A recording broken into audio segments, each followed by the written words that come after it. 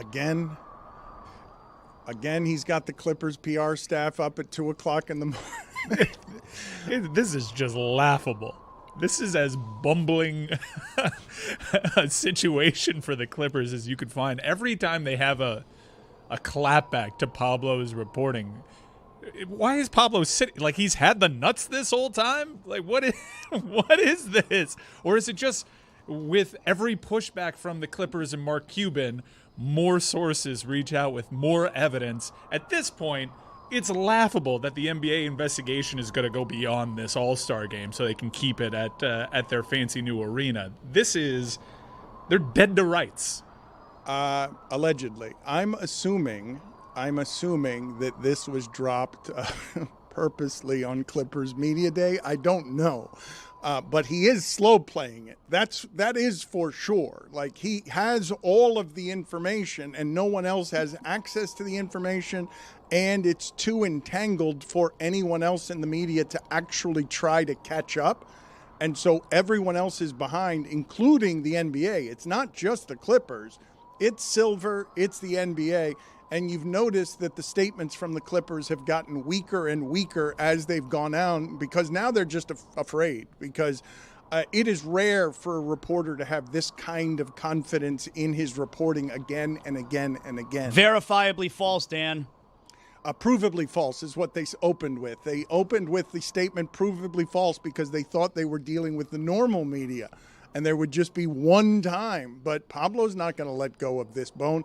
If you guys thought he was excessive with the Belichick stuff getting in clicks, what do you think he's going to do with this stuff? Because Pablo is governed by journalism very high on the list, but higher on the list is how does he get attention for Pablo? Like, that's the highest governance. It's ahead of, I know most humans would argue that survival is the greatest instinct. For Pablo, the greatest instinct is how do I get attention? Should we quickly go over the bullet points from this most recent Pablo drop for the uninitiated? It is a football Monday. People are groggy from an overtime draw that had a combined 80 points in it. I somehow lost money betting on that game, even though all I bet was huge offensive explosion all over the place, because I bet the Packers winning. But if you had that in parlays, it's a push. I did. I learned that last night. I did not know that last night because the way that I had always done that before is that a tie ends up with your money getting reduced on the parlay. You don't win the parlay, but I learned last night that you actually win the parlay. This is what happens when I use an old school bookie, as I had to before gambling became something that was more normalized. And so I realized in real time last night, thinking that I had lost, that my bookie had been ripping me off for years, because I did not know that a tie was a win in parlay. What are you going to do about that? He uses a bookie responsibly. I used to. Not anymore. Now that you have DraftKings, you don't have to do shady alleys behind a Walgreens anymore. You just go across state lines every weekend. I used to just drop off an envelope because I was never picking one up. I used to just drop off an envelope at a cigar shop to keep distance between myself. I know that guy. Armando. Yeah.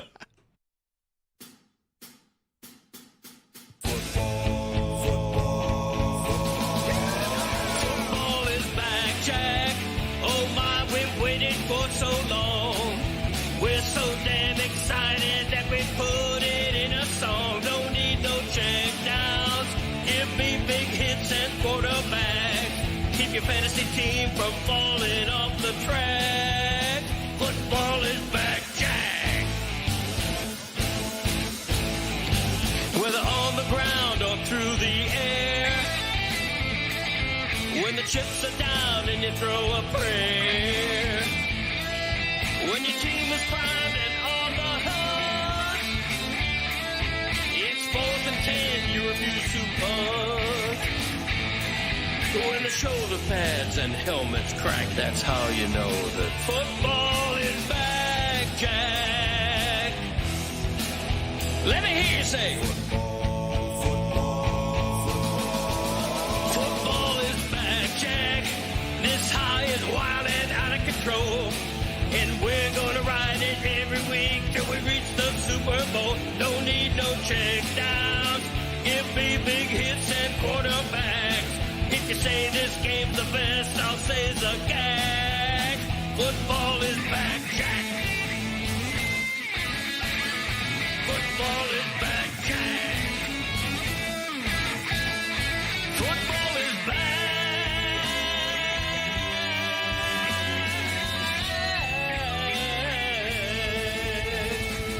Football is back, Jack. I will ask you guys in a moment to tell me where it is that you believe we should start the show after that football weekend, because I thought the college football was again better than the pro football, and it started Friday night with 2 games, not 1, and I don't want the Friday night games to get lost just because a weekend happened. But I'll get to the football in a second and ask your guys' judgment on where it is you believe we should start, because I don't want to start with the most recent game that was a tie and an offensive explosion, because I didn't think it was the most interesting of the games yesterday, nor of the weekend, because I really found college football interesting this weekend.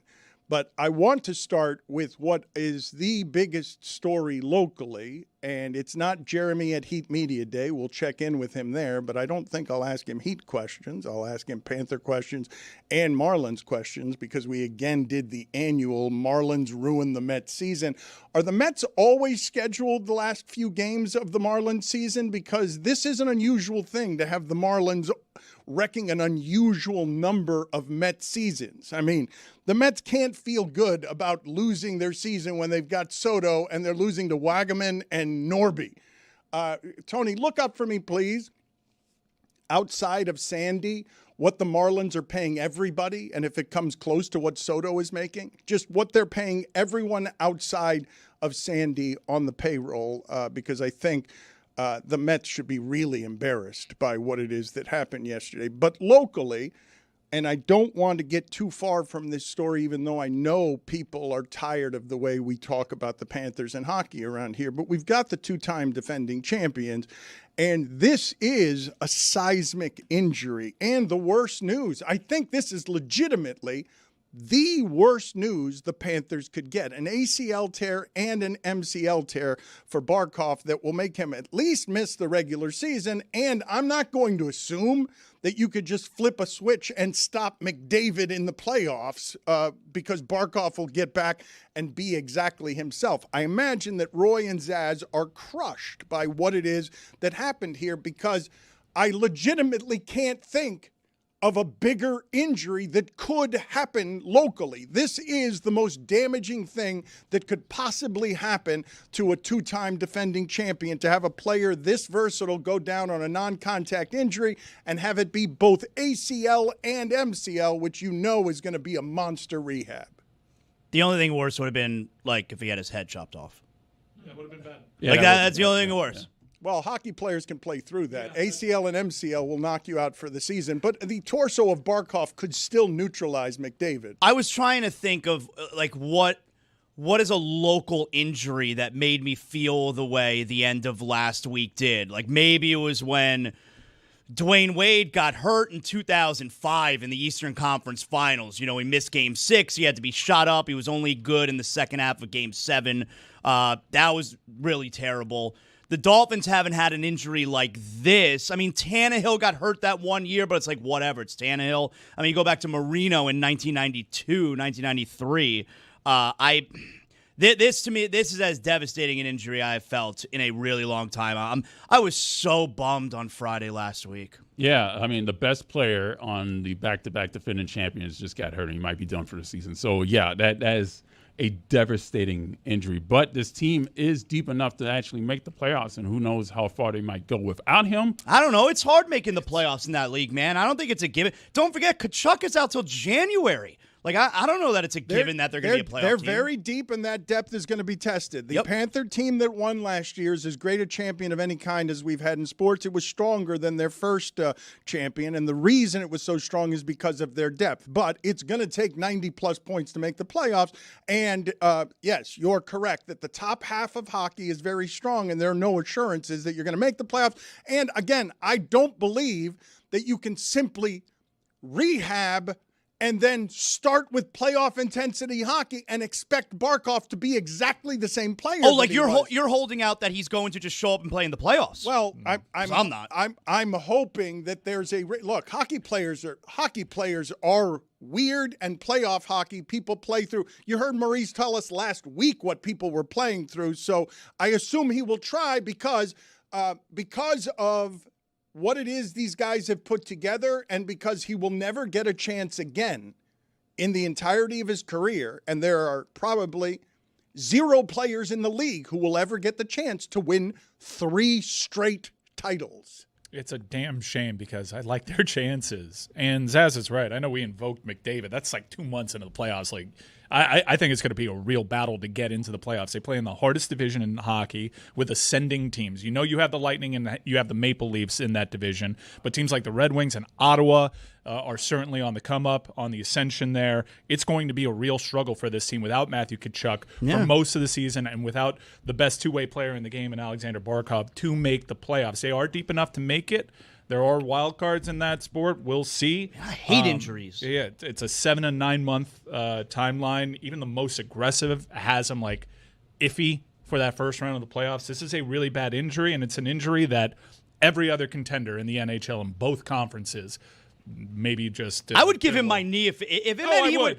Would you give him your knee? I would give him. I would give him my knee. I'd give him both my knees, and I would merge my 2 knees into one super knee, and I would give that to him. And an elbow. Yeah, they all pump their fists under the table. This is huge for the rest of the NHL. Put it on the poll, please, at Le Batard Show. Did McDavid pump a fist quietly under the table when he heard of the injury? Yes or no? Because I understand what you're saying. There's a lot involved before you get to McDavid, and a lot has to happen for both of those teams to end up in the Stanley Cup final. But the reason Barkov is what he is to me is because I've seen no other human being on earth who exists who can neutralize McDavid. That is not something that any other team in the league has in its toolbox. And so when Zaz says this is comparable to Dan Marino going down with an Achilles tear when you knew the moment that it happened, oh no, there goes everything. And Dan Marino wasn't any kind of champion. It was just you knew you had a competitive chance, and Barkov gives you Barkov being healthy makes you know, yeah, they're probably going to get into the playoffs no matter how hard it is. Barkov not being healthy makes you scared. Zaz says that he was bummed and that he was sick. I had no evidence of that from video that was sent to me by sources. I, too, am a journalist. Zaslow's not the only journalist around here. On the Georgia campus, I'm guessing, we have footage here of Zaslow doing what I believe is Pilates for the first time. Oh, come on. Have you done Pilates before? What makes you think that I've never done Pilates? Where is this exactly? Is it on campus? How did this happen? And who do I have to? Is Amber Wilson the source of this material? What a snitch. You know what happens to snitches, right? They get hurt. They give videos to our show that lead the show because you said you were bummed and I don't have evidence. Is this how you get out you're bummed here? This is outside. This is right next to where they're filming SEC Nation and the Paul Feinbaum show. And they were doing Pilates, SEC Nation Pilates. And I decided, you know what? I got to get my stretch on. And I laid down with the nice young ladies and did what I do. If there's one thing everybody knows about me, it's I like to get my stretch on. Have you done Pilates before, or is that the first time? Pilates. First time, Dan. Core strength. It's everyone else has a blanket and a mat. You do not have a blanket or a mat. Nah, I raw dog my Pilates. You what? Raw dog them. Oh. I also got other information from a source, and I want to know if this is true. You correctly picked Alabama. Sure did. On your show. Yep.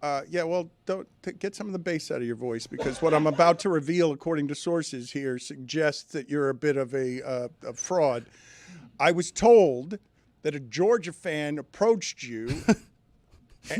So this is true. That sounds like confirmation, even if you take the fifth. I was told a Georgia fan approached you and asked you who you thought was going to win the game before the game, and you said Georgia after publicly. This is such bullshit. Okay, I mean That girl is a vixen, ratting me out. All right, I didn't reveal my source. Who else could it have been? A Jezebel. Who else could it have been? You're right, that Jezebel. A harlot. Amber Wilson just ratting me out. So you did do that then. You're confirming that. So, you know what? I am confirming. This is not the face of a liar. So, you know what? I will confirm it. When I made my pick at the end of College Football Campus Tour on ESPN Radio, I correctly held up the Alabama helmet. That's right. That takes some balls, Dan, to say that Alabama is going to snap the longest home winning streak in the nation and the longest in SEC history. But I did it. That's right, because I'm not scared. But when we got to the stadium, a Georgia fan rolled up on me and was like, hey, what do you think tonight? Who's going to win? I was like, oh, yeah, Georgia, close game. I'm not, whatever, man. Like, I'm not trying to get into it. I thought you said you're not scared. Yeah, but, like, I wasn't trying to get into it, so whatever, man. Okay, so you are scared. All I said was I'm not trying to get into it. Take that however you please. Okay. That is the answer that prohibits him getting into it. Yeah. I want to talk about that Alabama-Georgia game. It had one play above all others that I want to talk about, which is throwing a screen pass to the 340-pound guy and then watching him run 10 yards like sixth graders were trying to grab him because he just kept moving the pile all the way to the goal line. But before I do that, Tony, can you give me the stats, please, on salaries with the Marlins as it relates to just Juan Soto? Because, again, the Marlins just ended a disastrous Mets season that is now being proclaimed a failure by their own voices. They're saying what an epic failure it is because they spent so much money trying to make the playoffs. And after the Guardians and the Tigers clinch on Saturday, the Marlins just ruined the entire Mets season on the last day. The Mets go out with a whimper. They don't score a single run. Keith Hernandez and Gary Cohen are whimpering in the broadcast booth. What numbers do you have for me, Tony? So, Dan, his salary, Soto's salary in 2025 is $61 million. The Marlins payroll for the entire team is $67 million. If you take out Sandy from that, he makes $17 million. Now you have $50 million for the rest of the players. There's nobody else on the active roster except for Edward Cabrera, who makes $1 million. Everybody else, other than Edward Cabrera, who makes almost $2 million, makes 1.9, everybody else makes less than $800,000. You have to get $1 million. You find Braxton Garrett, who's on the injured list, and Anthony Bender. Those are the only two other guys on the team that make $1 million. So 3 guys make $1 million. Sandy makes 17. Soto makes 61. Do you know how great it is to knock out Francisco Lindor, Pete Alonso, Juan Soto with Norby? It's so good. And here's Keith Hernandez, who is wonderfully bitter, okay? Keith Hernandez, I love listening to him because he's just sour. And here he is finding the only way he can to rip the Marlins because he's just disgusted with the Mets, and he's the broadcaster who comes home from a bad day at work and kicks the dog. The 3-man booth. Gary Cohen's in there. I think he's the one that spits the most poison here. I'm watching the Marlins. They just took a team picture in front of their dugout like they're going to the postseason. Oh, this was their World Series. Oh, they took 2 out of 3, knocked the Mets out of the postseason. We saw the Reds celebrating in Milwaukee. Oh, that's loser talk. It was explained to me, by the way, by Jeremy, that this is a Marlins tradition all season long. They always take a group photo anytime they win. Now, this was the first time all season that the entire team took a photo, and the Mets clearly took exception to that. It's usually the stars of the game that take a picture in front of the dugout. This time it was the whole team, and it's only because it was the end of the season, the end of the Mets season. Specifically, the end of the Mets season is what the 3-man booth of the Mets think. No, it was just the end of the season. They're saying goodbye to each other, and they're ending with the perfect punctuation of just befouling. Those stats that Tony gave, that's crazy, is it not?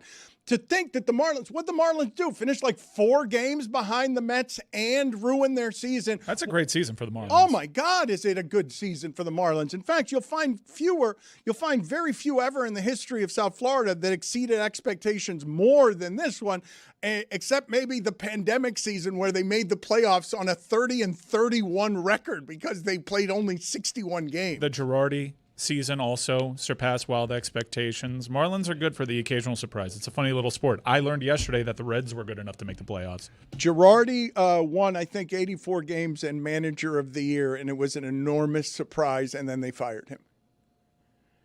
That's the way the Marlins end up doing business. Where would you guys, before we get to the Hampton Farms nuttiest fan, where, Tony, would you start? If you can only pick one game from the entire weekend where you would start today's show, what would you think is the most important one? Dan, wow, what an incredible weekend of games. We had Friday games, Saturday games, Sunday games. I'm probably going to start with the biggest news out of the entire weekend, which is Bad Bunny's hosting the Super Bowl halftime show. We didn't talk about that. It's been 15 minutes into the game. And 15 minutes into the show, we haven't even mentioned the biggest thing on the planet, which is the biggest artist on the planet is now gracing the Super Bowl halftime show, which is going to be unreal. Dan, that's where I'd start. You want me to do 15 minutes there or no? No, thank you. You keep saying, though, you keep saying that Bad Bunny is the biggest He's artist the biggest artist on the planet. planet. I said that 5 years ago, and it still rings true today. Put it on the poll at Le Batard Show. Biggest artist on the planet. Is it Bad Bunny or is it Taylor Swift? Because I thought it was Taylor Swift. I didn't think that Bad Bunny had. Do you listen to Bad Bunny, Dan? Some, but I don't listen to Taylor Swift either that much, and I know that Taylor Swift sells out places in a way that Bad Bunny does not. No knock on Bad Bunny. She's just got a following that I thought was larger. Am I wrong on this? You could be wrong. I would bet dollars to donuts that you're wrong. Let me run the old search there. Okay, you can look it up. And how are you doing this? You're doing this in sales? By streaming numbers, because look, Bad Bunny has an advantage here. I mean, Anglos like his music, and he sings exclusively in Spanish, so he has access to parts of the globe that Taylor Swift doesn't. Yeah, I don't know what he's saying when he's singing, but I like the way it sounds. What would be your nominations, Zaslow, for the place that you would start today's show if you were talking about one thing of all things from the weekend? I think it's Chiefs Ravens. I mean, I was in Athens this weekend for Georgia, Alabama. It was awesome, all right? And there was some real good college football action over the weekend. Ole Miss, really good stuff. But what Virginia did Friday night. But that Chiefs Ravens game was a shocker because I don't care if Xavier Worthy played. I would have thought I would have guessed anything that the Chiefs were about to fall to 1-3. Maybe the Ravens aren't any good. Well, their defense is bad and hurt, okay? So they've allowed more points. Their defense has allowed more points than any team in the league, and that's on a schedule that includes the Cleveland Browns. Last year, they were the healthiest defense in the entire league, and it showed this year, while I'm watching that game, there were players on the field for the Ravens that Nance did not know their names. Like, he's just saying... Isn't that his job? Well, it is his job, but they're so hurt that he's like, and the backup makes the tackle there, and he didn't know who it was. Let me give you some numbers because they only had 7 games missed by defensive starters last year, and this year they're the most injured team. One of the reasons that is so shocking yesterday is because a month ago against the Bills, through 3.5 quarters, we all would have looked at the Ravens and said, whoa, that looks like the best team in the league. Obviously, the Eagles are that, and they've got metronome excellence now that won't make them the starting point today, even though they've won 20 of 21, and that hasn't been done in 20 years in the sport since the Patriots were dominating it. But the other thing that made yesterday shocking is that Lamar Jackson hasn't been beaten by more than one score since 2021. Like the Ravens, since Lamar Jackson became good, you talk about Barkov, since Lamar Jackson started playing well, that team is always competitive if he's playing. You never blow out the Ravens, but their defense is in total disarray. Do you know what it's like for me to say that that's a worse defense than the Dolphins' defense, which I believe to be historically bad because they've allowed a good deal more points than every team in the league? I thought that Lamar Jackson stat was weird, and the first thing that I thought of when I saw it was, okay, it's obviously great to be in close games. You always have a chance. But does that stat make Lamar Jackson look bad? Because then it's like, do you take from that, he's not necessarily always great in close games if they always lose close games? Well, famously, when they're ahead against quality competition, they tend to open that back door up more than most teams.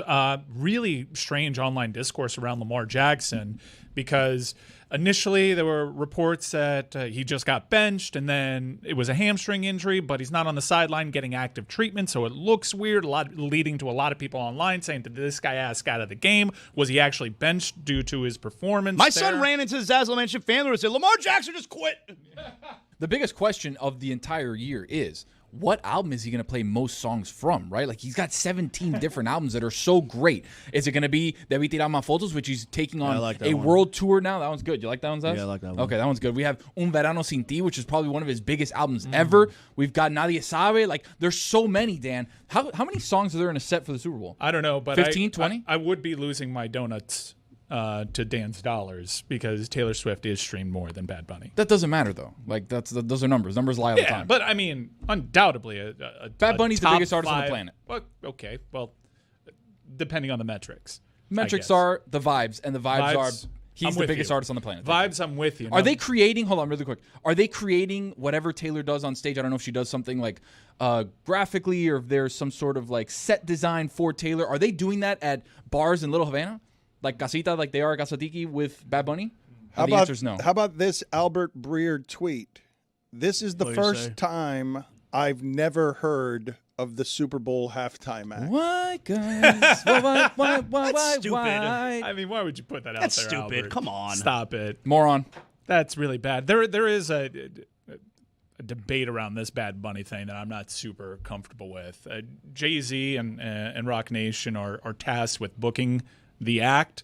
Headed into this year, I was like, well, there's only one answer to who should perform at halftime. No, I was actually going to say Metallica, being a Bay Area icon. What have been doing? Awesome.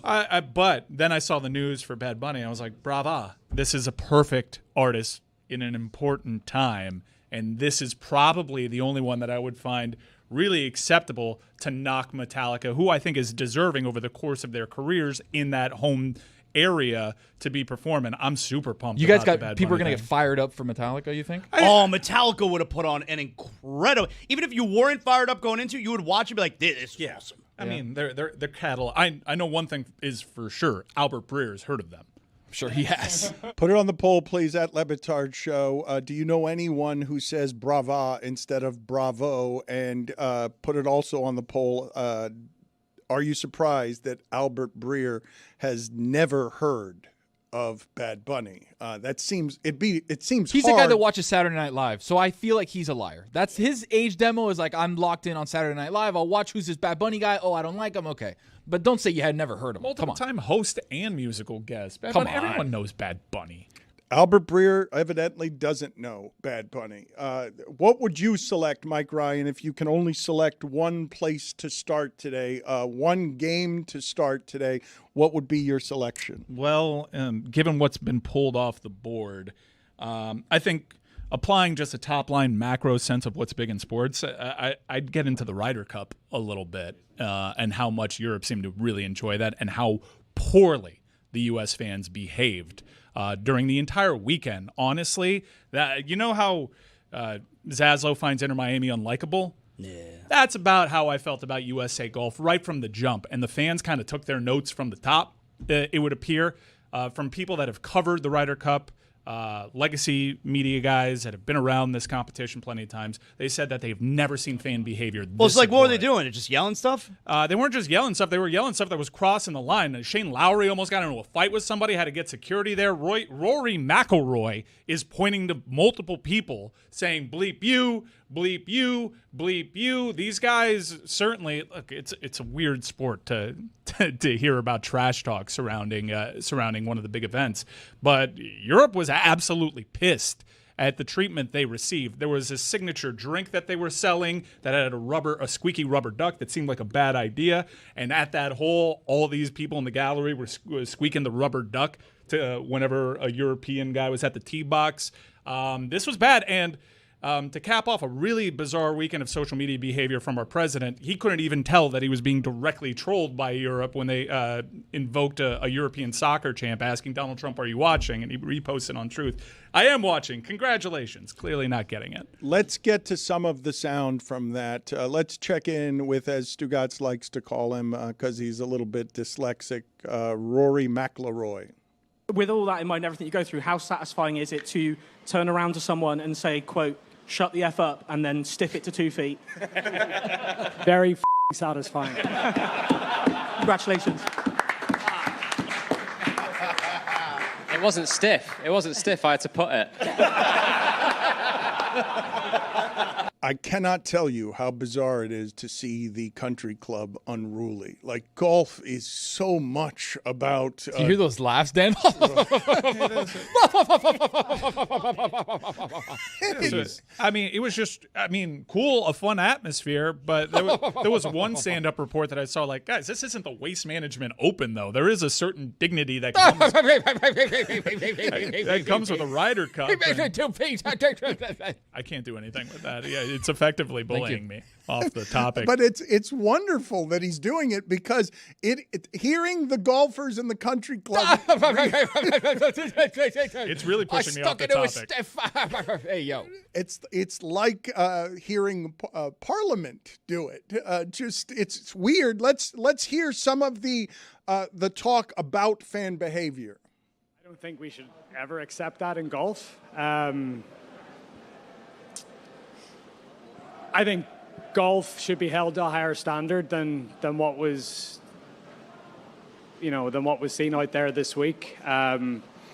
Golf has the ability to unite people. Golf teaches you very good life lessons. It teaches you etiquette. It teaches you how to play by the rules. It teaches you how to respect people. And sometimes this week we didn't see that. So no, this should not be what is acceptable in the Ryder Cup. But, we will be making sure to say to our fans in Ireland in 2027 that, what happened here this week is not acceptable. And it's, for me, it's, come and support your home team. Come and support your team. I think if I was an American, I would be annoyed that I didn't hear a lot of shouts for Scotty today, but I heard a lot of shouts against me. And it's like, support your players. The behavior wasn't just bad for the Ryder Cup or golf, even though that's how Rory decided to contextualize it. It was bad. It crossed the line. It was bad for a hockey game. It was bad for a college football game. It wasn't bad, Mike. Bad for a hockey and college football game. It was bad. That's a little. I don't know about that.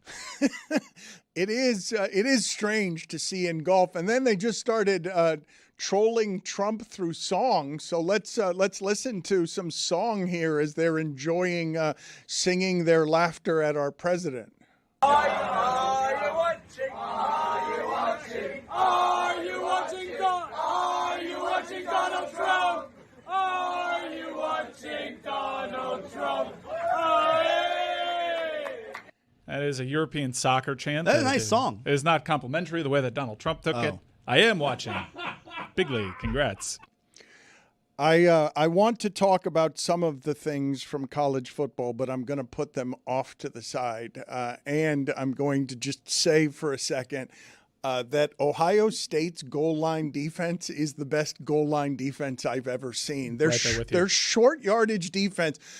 Washington got to the 1 yard line on Ohio State, and Washington had been 16 for 16 in the red zone with 15 touchdowns. But what Ohio State does to show you the physical advantages they have makes me think of the physical advantages that the Philadelphia Eagles have when I'm watching the game in which, I don't know how you guys measure quarterback play, but one of the reasons that I know that Baker Mayfield is so good is because they put up the stat yesterday during the game, 40 dropbacks, 2 sacks, 18 pressures on Baker Mayfield. And it's like, okay, half the time he does not have time while Jalen Hurts is throwing 2 underhand touchdown passes to Dallas Goedert, because it's just like, here, you grab it, giant Frankenstein guy with bolts in your neck, and you go 3 yards because we're just going to keep mauling people right and left, and you're going to have to change the rules because we're physically stronger than everyone but Detroit. It's the first time in several years that this happened. The Eagles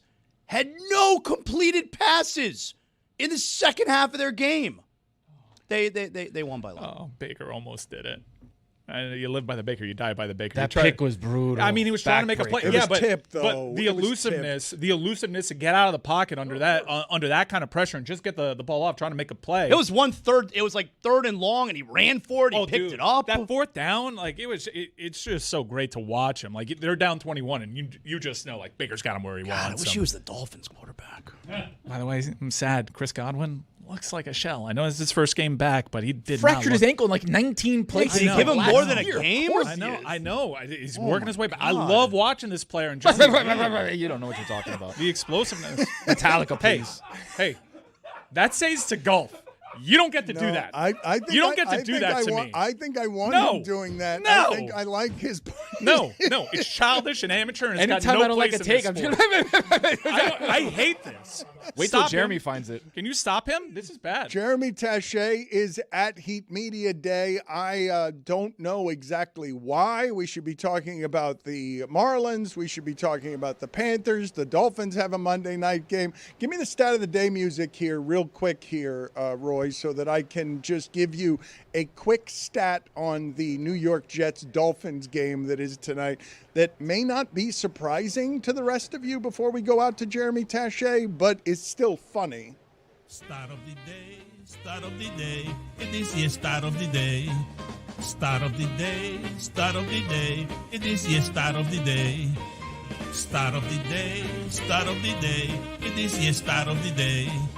Start of the day, start of the day, it is your start of the day.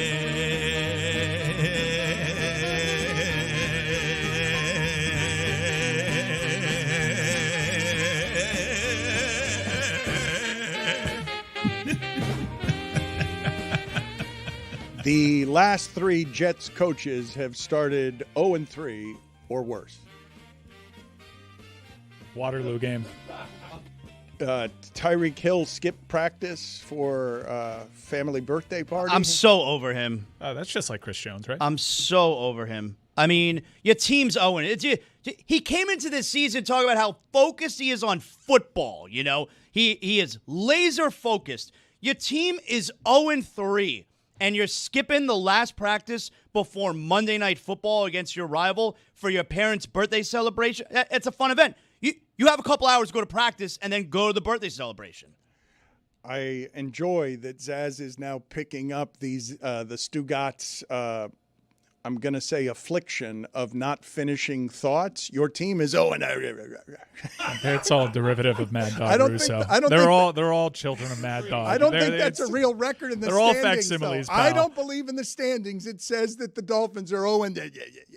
0-3. I mean, it's very clear to see the influence here.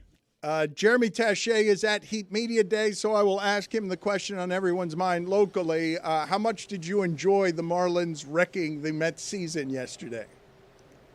Maybe more than the Marlins actually making the playoffs in 2023, Dan. It was such an incredible moment to watch them just end the Mets, who have 5 times the payroll of the Marlins, and watch all the New Yorkers who now move down to Boca or West Palm Beach ride out sad. It was incredible.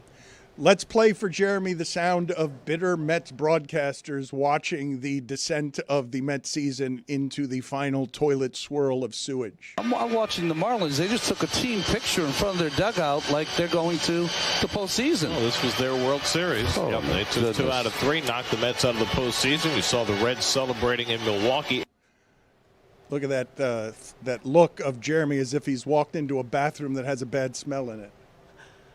I mean, maybe if your team played like it was the World Series, you would have made the playoffs instead of losing 2 out of 3 to the Marlins, who technically had nothing to play for in that series outside of upsetting the Mets. And they win 4-0. One of the greatest parts was the bases were loaded and Pete Alonso came up, the guy who's going to leave the Mets this offseason. He opted out of his contract. He hit the hardest ball that the Mets have hit all season, 115.9 miles an hour off the bat, right at Javier Sanoa in left field.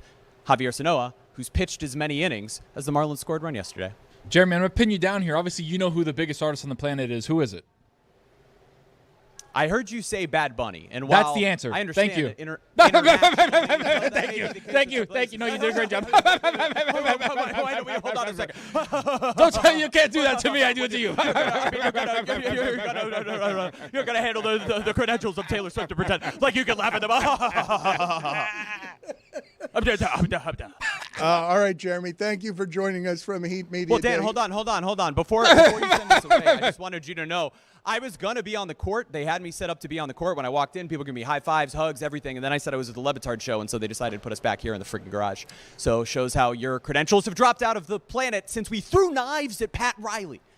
I in my defense, it's just what was there. I would have thrown knives at Keith Haskins if that were the cutout. I meant no disrespect to Pat Riley. I just needed a target. Can I see where it is Jeremy is and the glamour and pageantry of where it is that they have put Meadowlark Media, an ascending media company in these troubled media times? Let me look at where it is Jeremy is, because you guys did a close-up there, and it looked like you were at Heat Media Day, but now it just looks like you're in the bowels of the arena.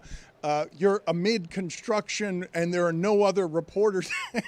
This is where Mankind would do his promos. Yeah, this is where they put me because of you. I was going to be on the court, Dan. I was going to be on the court, and because of you and this mic flag, I'm here. Okay, we will check back in with you later. We will also. Did anyone ask about me, Jeremy? Jeremy, also ask about aspiration while you're out there. See if Pat Riley has any comments on aspiration, please, while you're out there. Fat chance.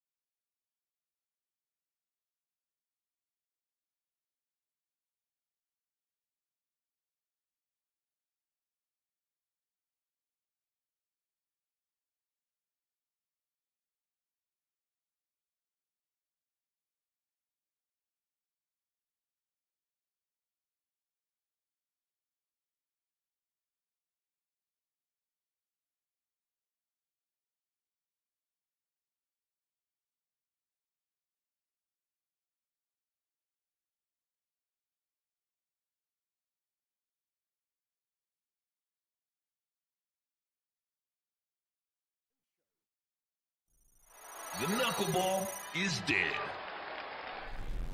The knuckleballer is dead now, correct? Completely dead. There's no one. Is there anyone throwing the knuckleball now? Someone has to be throwing. Yeah. I would say Tim Wakefield was pretty None of us bad. have one. We're just like, yeah. No, there has to be. There's got to be. Well, wait a minute. The knuckleballer didn't go extinct without anyone telling us. As long as there's breath in my lungs, there's a knuckleballer out there. Put it on the poll, Guillermo, at Le Batard Show. As long as there is breath in your lungs, will there be a knuckleballer out there? There should be more, because if you notice, I mean, I don't have any stats to back this, but I don't care. I'm going with it regardless. I would say that the position players that are pitching have a much better ERA than average pitchers do, because they're all just going out there throwing the ball like 35 miles an hour, and the hitters are so confused that they just get under it, they pop up. Like, nary a run is scored off of a position player sometimes, but not always. I loved when baseball analysis was starting strong. I loved the people who would do the analytics on how a knuckleballer would screw up your hitters the next day. For the preparing for a knuckleball would screw you up the next day as well, because you're sitting out there hitting those 45-mile-an-hour butterflies. There's nothing that I hated more, like growing up watching the Marlins, than when Jamie Moyer was coming to play against them. And I don't even remember if he was a knuckleballer or if he could just only hit it was just 75. Slop. It was just slop. He could only hit he like was not a knuckleballer. 72. He was just old, and he threw croutons up Anytime there was a knuckleballer or just an old man that could throw the ball really slow, I knew, like, this team can only hit fastballs, and this is going to be a long day and a long week, because they're not going to be able to figure it out. And it's frustrating because you're just seeing these meatballs go over the plate. You're like, how can you not deal with this? This is so slow. Hit the baseball.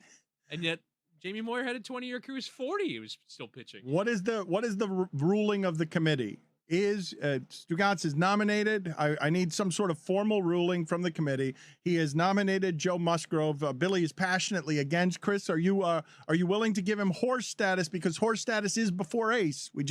Horse is not an ace. Chris, before you answer, I have good news on the knuckleballer front. There is still one remaining. Mickey Janis of the Orioles is still throwing it. Okay? The worst team in the league. He's still out there, though, keeping the species alive. It also will not seems go though extinct. Mickey Janis has only pitched one game in 2021. Oh. In Major League Baseball. He's still trying. Still breath in my lungs. Yeah. He is currently with the Chicago Dogs of the American Association of Professional Baseball, which I don't think is in Major League Baseball.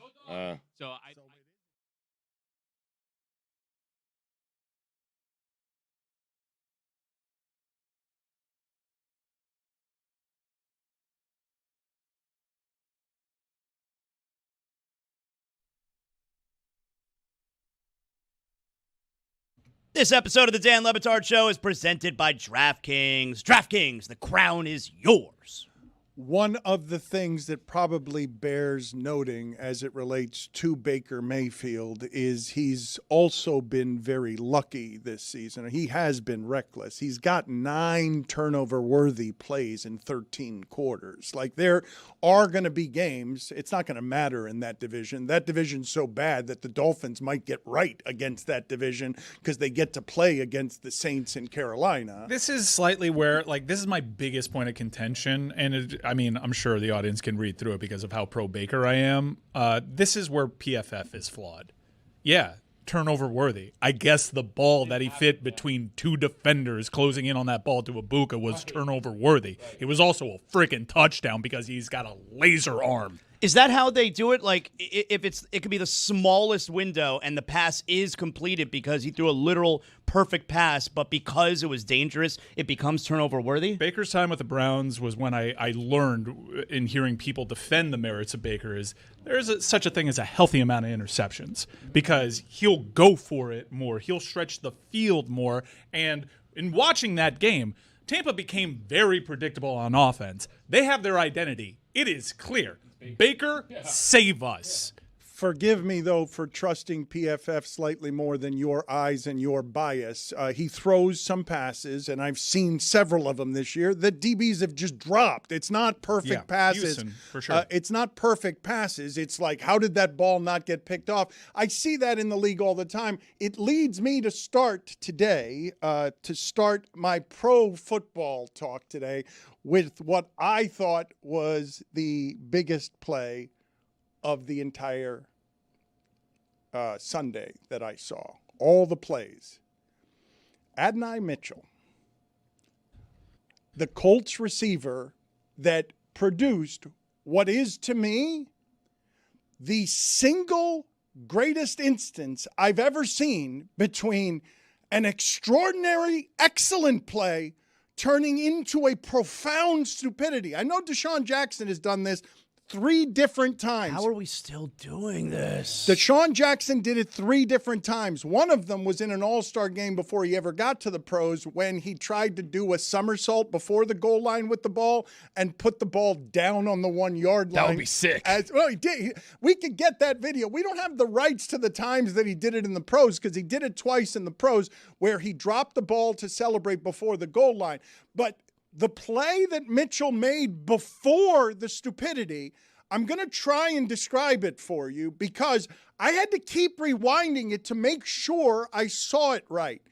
He's running down the field. This is a 75-yard play. He's running down the field between 2 defenders. He catches the ball with just the inside of his right elbow. Like, I don't even know how it got stuck there. It got stuck there from a long distance. He caught it with just his right elbow. He's wearing gloves. This is comedy. Okay, he's wearing gloves to secure the football. And as he gets to the 1-yard line, it slips out of his hands and it goes through the end zone. And in a panic, he tries to recover it and recovers it after he's out of the end zone. The Rams get the ball at the 20-yard line. The difference between the Colts and the Rams today is that play. And while I believe the Rams are Ram tough, and I believe the Rams are going to be more formidable in the playoffs than the Colts are, just because they have Stafford, who I know late in games is going to do things late in games that I don't trust Daniel Jones to do late in games, no matter how you try and reinvent Daniel Jones for me, and no matter how well you coach him up. There were 3 teams in the league that went into the games yesterday with no turnovers this season. They were 9-0. Those teams that had no turnovers. All of a sudden, the Colts have a couple of turnovers, and they have the play at the goal line. There was no bigger play yesterday because I believe the Colts and the Rams are good teams. I believe they are good football teams, and you just can't have explosive plays be that rare in that sport, touchdowns be that rare in that sport, and your 22-year-old receiver catches the ball with the inside of his right elbow inside of double coverage for a 75-yard run, except he only runs 74 of them with the football, because as he goes to put the ball over the goal line, it wasn't even what Deshaun Jackson does. Like, I understand what you're saying, Zaz, when you're saying, how does this still happen? But what's happened previously is guys drop the ball before they get over the goal line, drop it casually to be cool and swagger into the end zone. He was just trying to put the ball over the goal line. Like, he wasn't even doing something that was super showy. He didn't need to do it, but all he was doing was trying to put the ball over the goal line. You got to assume that human being trusts his hands to do that. It was a little showy, but he was kind of towing the sideline a little bit, so you can probably rationalize it. This is the first instance where I've seen sheer panic on a player that wasn't even able to really celebrate the unbelievable play that he made, because it wasn't just catching it with the crook of his elbow. It was hitting circle on the PS2 controller after that. And making that play. It was an unbelievable play, and it's also like one that is weird to get on a guy for, because they're only in that position due to an unbelievable individual effort. It's almost scientifically impossible to have his gloves that grippy with the ball after touching his skin, that's obviously he's sweating because he's running, and have the ball come out of his hands. That's almost physically, scientifically, mathematically impossible. It is really hard to have your elbow be You felt those gloves, right, Dan? Than your hands. Had him to score a touchdown, too. Oh, that was unfortunate. Oh, no. There were a number of people who I felt for watching what it is that I was watching over the weekend, and we'll get to that over the course of the show. But there was also a funny play in the Bills-Saints game, and oddly, with the great witching hours we've gotten recently, as the witching hour began yesterday, the only one-score game was Bills-Saints, okay? Saints, a game none of you – you're not a Spencer Damn, Rattler I guy. told you at the beginning of the season, Spencer Rattler, not terrible. Just never want to start. Again, you're like Mike Ryan with the streaming numbers. It's a zero in Who front of cares the about win the column. numbers? It's a He's zero. making plays. Was it close? It was close.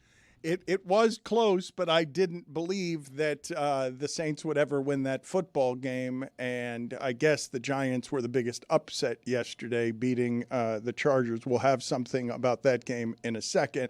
But the Bills are in the wonderful position, and this is what the Chiefs were a couple of years ago.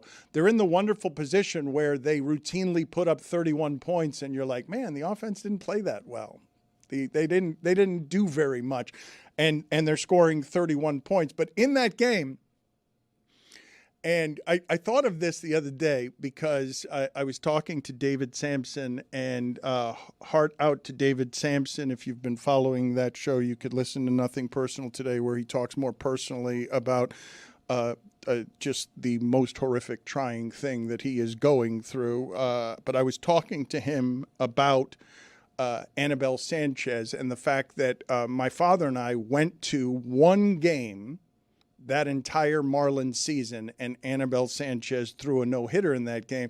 A no-hitter that if we'd used replay back then wouldn't have been a no-hitter, because there would have been a bad call in that game that turned that into not a no-hitter. I'm watching. You say that Mitchell immediately felt bad and had panic, and you are right. I'm watching in that game Brandon Cooks make an amazing catch in the end zone, okay? And the reason that I knew that it wasn't a catch, even though the referees signaled that it was indeed a catch and was a touchdown, is because Brandon Cooks got up. It was a great catch. And he did a really super half-hearted bow and arrow celebration. Like, it's like, I'll do this to try and fool the refs, but I know that they know that I didn't actually catch this ball. They're gonna go. It was like a Cupid bow and arrow, like a soft Bow and arrow is cool celebration. It is, but the way that he did it was limp. It was impotent. He should have been happy. They'd be taking the lead on the road against the Bills. It was a third down play. It would have been an enormous play, an enormous catch, but he did it it was really limp. He just I know they're going to overturn this when they go to video, and everyone could tell. It's the way that I could tell on Mitchell's face. Like, Mitchell looked up at the scoreboard to make sure. What happened after the Mitchell play, I'm telling you, it was the funniest play Sunday, because never in my life have I seen such an extraordinary play turned into something that's going to haunt him for the remainder of this week, the remainder of this season. Touchdowns are hard to come by in that sport. But as soon as Mitchell knew before the rest of us what had happened, he knew he lost the ball too early, and he went in a panic to try and retrieve it. And then he does the thing that men sometimes do when they are alone with their shame and they're the only ones who know it and don't want to be seen. He started trying to adjust his cup. And he just sort of sheepishly looked at the scoreboard. And as his teammates come, because they don't know yet, teammates come to celebrate with him in the end zone, and he's muttering something under his breath that makes them stop their celebration. And then he looks at the scoreboard, and he knows that if he hasn't lost the game, he's hoping that he hasn't lost the game. And then after the game, the cameras are all on him as he's going to the locker room, because he's the reason that they lost that football game. Do you realize what we'd be saying about the Colts?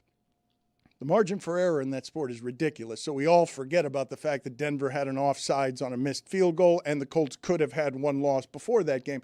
Do you realize how we'd be talking about the Colts today if he had simply gone the extra yard with that football to take them to 5-0 with a win on the road against the Rams that we all know are championship worthy, because you're just scared of them, because no other team in the league has. Like, they throw plenty to St. Brown. They target St. Brown plenty in Detroit, and Lord knows Kyler Murray, he targets McBride an awful lot in Arizona, but nobody gets targeted like Puka Nacua in that sport. There is no receiver that's that kind of unguardable because of the connection that he has with his quarterback. How many catches did Nacua have yesterday? Was it, again, double digits, because you can count on him for double-digit targets no matter who's covering him? Yeah, the books still haven't caught up to his output.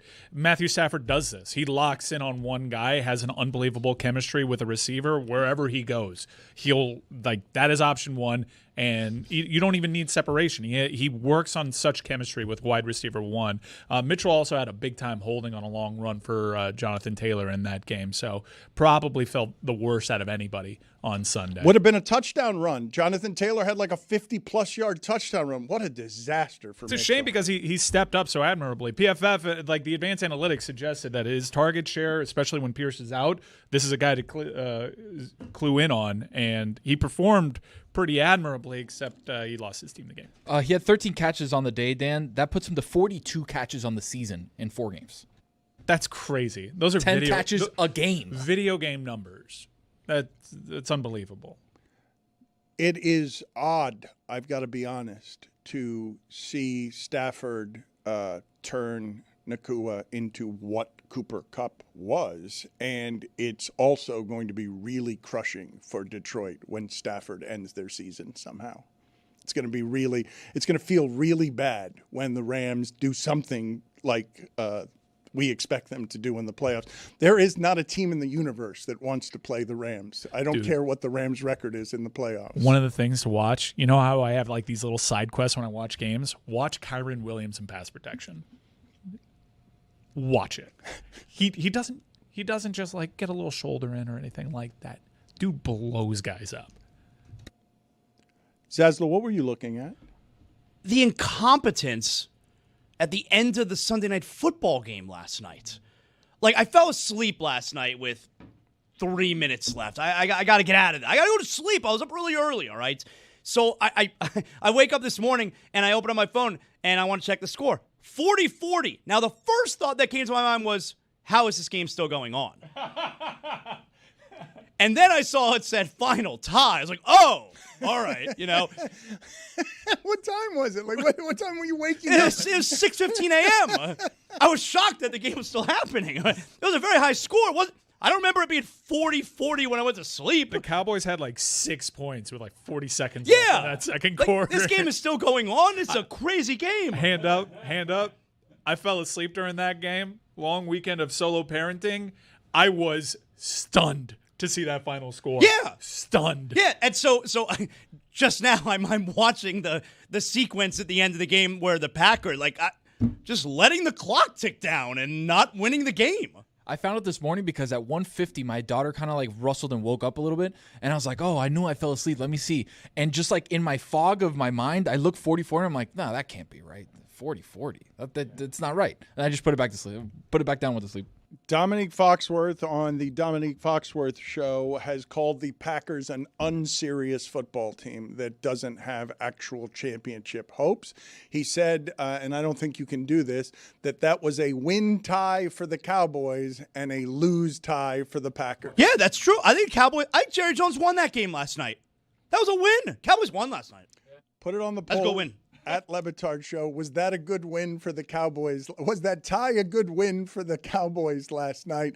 Let's get to the Hampton Farms nuttiest fan here. I did indeed get my car cleaned for all the peanut shells over the weekend, but I will destroy that again when I take home some of these spicy nuts that are now something that perpetually remind me of childhood. What are the nominees, Roy, for this week's nuttiest fan? All right, this week's nuttiest fan, we have 3 nominees. The first nominee is a Virginia fan climbing the field goal and standing on the crossbar and hanging on to the upright. He was doing a move like pointing that way, like doing a pirouette or something like that, as you can see on the video right there. Good balance. Yeah. That is a shirtless fan that is proud to be shirtless and should be proud to be shirtless. I'll say it. That's an attractive young man. Yeah, you got some muscle on him. It's like looking in the mirror. That's exactly like you during Pilates. The second option is this Oregon fan at State College for the Penn State Ducks game, who was all alone in a sea of white with the Nittany Lion fans. That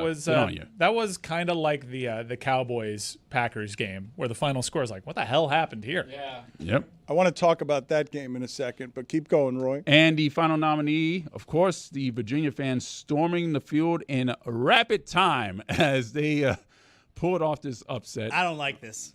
This is the greatest field rush in the history of field Greatest rushing. or worst? I understand that looks very scary. That looks like World War Z over there. But you have to understand, the Cavalier fans were being edged for 90 minutes at that point. They were ready to go. They were rabid. They were all Braxton Berrios about to enter Doak Campbell Stadium. They were crazy for that. That was just such a cool, dramatic moment. I understand. It looked a lot worse than it was. Nobody got hurt. By the way, that is a fine for me for clearing my throat in the microphone. That is the nuttiest fan. Brought to you by Hampton Farms, the official snack nut of the tailgate. Vote for your favorite nutty fan at Le Batard Show on Instagram, and keep an eye out for Lucy Rodine at Notre Dame if you think you are that team's nuttiest fan. Zaslow, I thought that was incredibly cool. It would have been bad if there had been a flag on the field. They got out there very fast. That's the fastest I've ever seen fans get on the field. The most aggressive field rushing I've ever seen. I mean, I got a text. I was watching in the hotel Friday night, and I got a text from my son. He goes, "Do you see the field rushing?" I go, "It was so aggressive. I'm really nervous that somebody got hurt." As a battle-tested veteran of a lot of upsets on that field, they have an open end that's downhill, and the students tend to How do you pull. stop it? There's no way. Like they don't have the construction for that. Wake Forest was also a situation in which it would have been a crazy field rush had Wake Forest got that 2-point conversion to beat Georgia Tech, because the fans just line up there. This game went to overtime. Castellanos and Whitman combined for an unbelievable catch and throw that was just like, it deflated the crowd a little bit, and you had thousands upon thousands of students just in that open end of the end zone, and then they end up winning on that play, and it provided a cool visual but a little scary It's moment. too much. It's too there's the safety part of it. Okay, I sound like an old person, doesn't like that fun. Whatever, man. Like, it was really aggressive. It makes me nervous just watching it. And then there's the other part of it, which is like Illinois, number 23 Illinois beat number 21 USC. Can you have a little self-respect? Like, they stormed the field after beating a team that was ranked 2 spots higher than them. Can you respect yourself a little bit, Illinois? Have some self-respect. And the ACC does hand out pretty punitive fines now for field rushing. Oh, but like these kids care. These kids are paying hundreds of thousands of dollars to go to school there for for 4 years. They can say, "Oh, I don't want to school. I have to get fined." Come on. If the ACC is actually serious about stopping this, if college football, big time college Suspend football, students. Not that. Well, that is how it'll stop. How about build a wall? Right now, the only Now thing you're that talking. Mike, thank you for coming around. Wahoo wah. Okay. You know what's like? UVA hopes to have plenty of upsets. It can't be more than a couple $1 million to pour some cement. Where's UVA? And Charlottesville, and build out a wall. Like, if you're serious about stopping it, then maybe your last line of defense shouldn't be just, a couple dudes with a rope. The games that you just mentioned, because I think there were 4 of them in there, and I don't know which is the best of them. I disagree with Zaz on a couple of fronts. If you have USC's history and Illinois' football history, I understand rushing the field, even though you're not incorrect when you say that the ranking difference between the two wasn't very large. I'd also apply further context as the one student, the one responsible student. Guys, no, it's only 2 spots ahead of us. They played the late night slot last week and had to fly to Champaign, Illinois, and play what is tantamount to an 11 a.m. start time. Well, a 10 a.m. start time for them. We should not do this. We should turn back. After losing to Indiana by 50 the week before, and when you hold your hands up like that as the one student rushing, trying to stop, World War Z is my favorite zombie movie. I don't know if you guys have a better one than that, but World War Z is, I don't love zombie movies, but I liked that one. When you hold up your hands as the one fan trying to hold back everybody, you remind me of the Carolina punter on that special teams punt return yesterday, where it's 10 Patriots running right at him because the return had 9 blockers on it, and the punter's like, bleep this. I'm not going to try. I'm going to get out of the way here. It reminds me of Kevin Bacon on Animal House. All is well. I got to find out. Maybe when Pablo joins us later today, we can ask him, what have these special teams coaches in the NFL found out? Like, there is more blocks. Many blocks. More impactful plays, game-changing plays. The Eagles especially. Yeah. That game was won on that very first punt attempt from Tampa. What is going on in this league with special teams? From the kickers, booming legs, to the blocks. Is it because some of these kicks are happening at a lower trajectory because they have bigger legs than ever now? But I am liking this. I don't like the kickoff rule and the drop zone, but I am liking what I am seeing where, okay, it's not just guys making kicks because that's not good. Impactful plays from special teams and blocks. That's fun. Mike, I'm glad you brought up the kickoff and the drop zone. I'm just going to say what everyone else is thinking as well. I have no idea how that rule works. I have no clue what's happening there. I don't know where they have to land. I don't know what happens if it doesn't land there. I know that it's bad if it doesn't go where it's supposed to. I don't have a clue how this kickoff works. Put it on the poll, please, Juju, at Le Batard Show. If you're really being honest, do you understand the new kickoff rules? And to your point, Mike, yesterday, during that Philadelphia-Tampa game, as you're sitting here talking about correctly the block punt that was the first score in that game, there was a 65-yard field goal in that game no one remembers. Just casual. 65-yarder. Bomb. Just cash. Super cash. We're not even talking about this. Like, the world would stop usually when these kicks were attempted. The record used to be 63 yards. Can you look up? We put a picture up of the half-footed kicker, Tom Dempsey from New Orleans a million years ago that used to hold the record at one point for longest field goal. The record used to be 63 yards. Kickers have rendered that irrelevant. I remember growing up, Jason Elam was attempting like a 53-yard field goal, and it was – holy shit, I can't believe they're trying this. Oh, I got mad at the Raiders yesterday for being so meek, trying to settle into position for a 50-plus yard field goal instead of trying to get a little bit closer and then losing the game to the Bears because they're sitting there like if a 53-yard field goal is now an easy thing. I think Gino wrote back. He might have finally gotten the time to write back. I have in front of me here the games that you mentioned outside of Illinois USC. So you mentioned Georgia Tech, Wake Forest. I want to see which one of these you guys found most interesting. You got Ole Miss, LSU. Oh, by the way, put the town on alert. I got that one right. I wonder if anyone out there won money taking Virginia on the money line and Mississippi on the money line together in a parlay, because my God, did Ole Miss drag LSU. I know the game was close, and I know Trinidad Chambliss, who's got just a great name. That's just a great name. Great scouting find for them, too. He did something really dumb at the end of the game. So did Trevor Lawrence yesterday, where they both went out of bounds when you can't go out of bounds in those situations. And so they needed a fourth down play and Lane Kiffin to be Lane Kiffin to actually win at the end. But Mississippi had 200 more yards than LSU. LSU cannot run the ball, no matter how much Brian Kelly yells at us about asking. They just can't do it.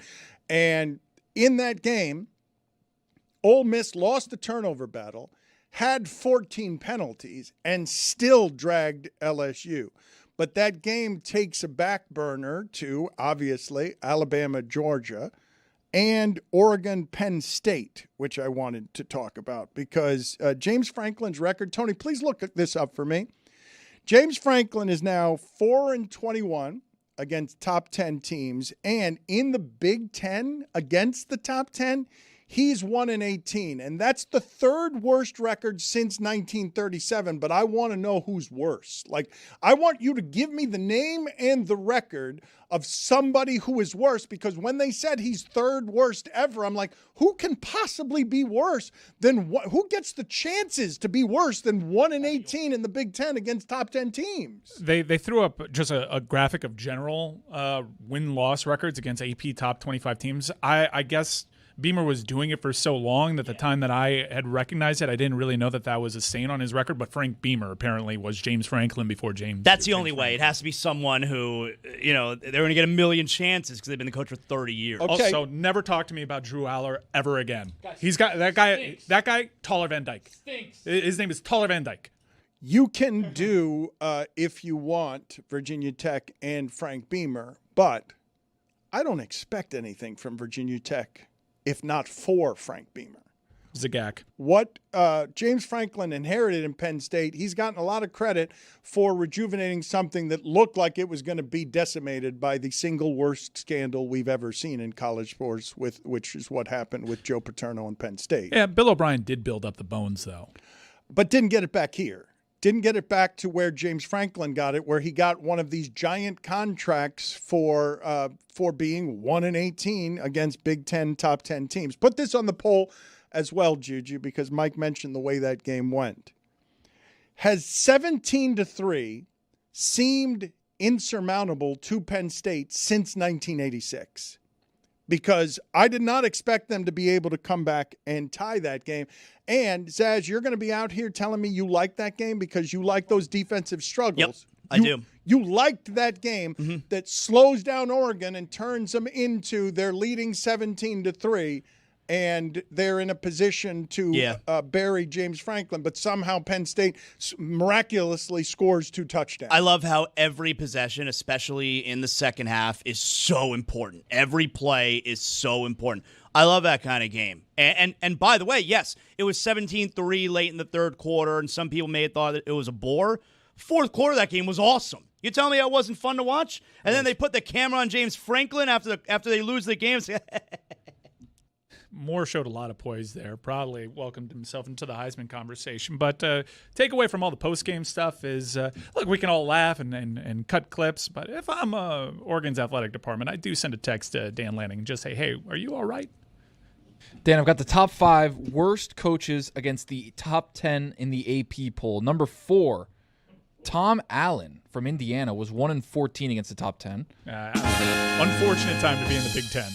Mike Loxley from Maryland and New Mexico was 0-7 against the top 10. What years were this?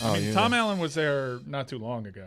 This is I don't have the years. I only have the schedules. Wasn't Tom Allen there when Penix was there? Number 2, Matt Rule, Temple, Baylor, Nebraska, 0-11 versus AP top 10. Nebraska just never going to win that game. Never going to win that game. And the worst, James Franklin, 4-21 against the AP top 10, .160 as a winning percentage. Not good. All good numbers, but again, the stat that I read was that he's the third worst since 1937, and I was saying who's worse? Who are the two who are worse than James Franklin? You mentioned low scoring, or we were talking about low scoring games. I will have you know, again, on another Saturday, even though you guys judge me for this, I was driving around listening to satellite radio instead of watching college football, and what I had on was the Iowa broadcast of Iowa, Indiana. And I enjoy these broadcasts for a number of reasons, one of which is the local sponsors that are sponsoring everything, the red zone, every first down. And so I get to enjoy, take a deep breath and enjoy Whittle's hot dogs or discount furniture or whatever else. And the announcers in Iowa, Indiana at the end of that game, which was, of course, Indiana slowed down by Iowa because that's what Iowa does against everyone except Rutgers this year for some reason. The announcers had the following exchange. One of them said, "Who doesn't love defensive football?" And the other one then howled, "I don't want this game to ever end." And then it ended shortly thereafter with Indiana winning.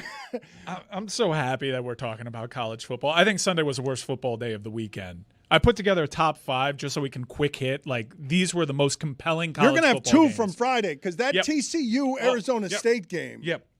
Dan, time-honored tradition of ruining the top 5 before it gets going. And number 5, Tennessee-Mississippi State.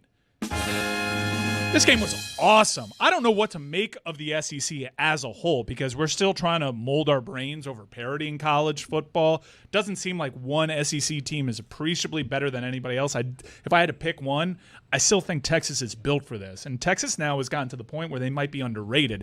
The team that is second best at that goal line thing that Ohio State does is Texas, and it should be talked about, like the tush push. Number 4, Oregon, Penn State. We covered that. Number 3, let's talk about this TCU-Arizona State game in the Big 12 because when TCU went up 17-0, I crossed my arms and said, TCU, good football team. Wow. They got weapons. McAllister. They have a dude named Manjack IV who doesn't wear receiving gloves on his hands. White guy, of course. Josh Hoover, great quarterback. Great running backs. And they go up 17-0 against a team that lost Gadaboo, but they still have Tyson and they still have Levitt.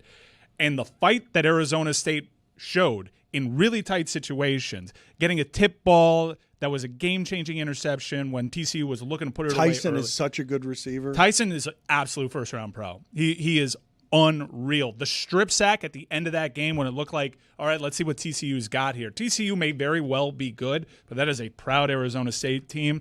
The Friday football was just unbelievable. Second, FSU, Virginia, and Charlottesville. Told you this one was going to be spooky. We told you it was going to be spooky. Everyone talked themselves into FSU. They don't have the body types for you to think that they can just stroll into a road game in the ACC against a veteran quarterback like Chandler Morris and come out to tell the tale. You think that? You're wrong. Deuce Robinson, absolute gamer. Really good player. Bad drop in that end zone.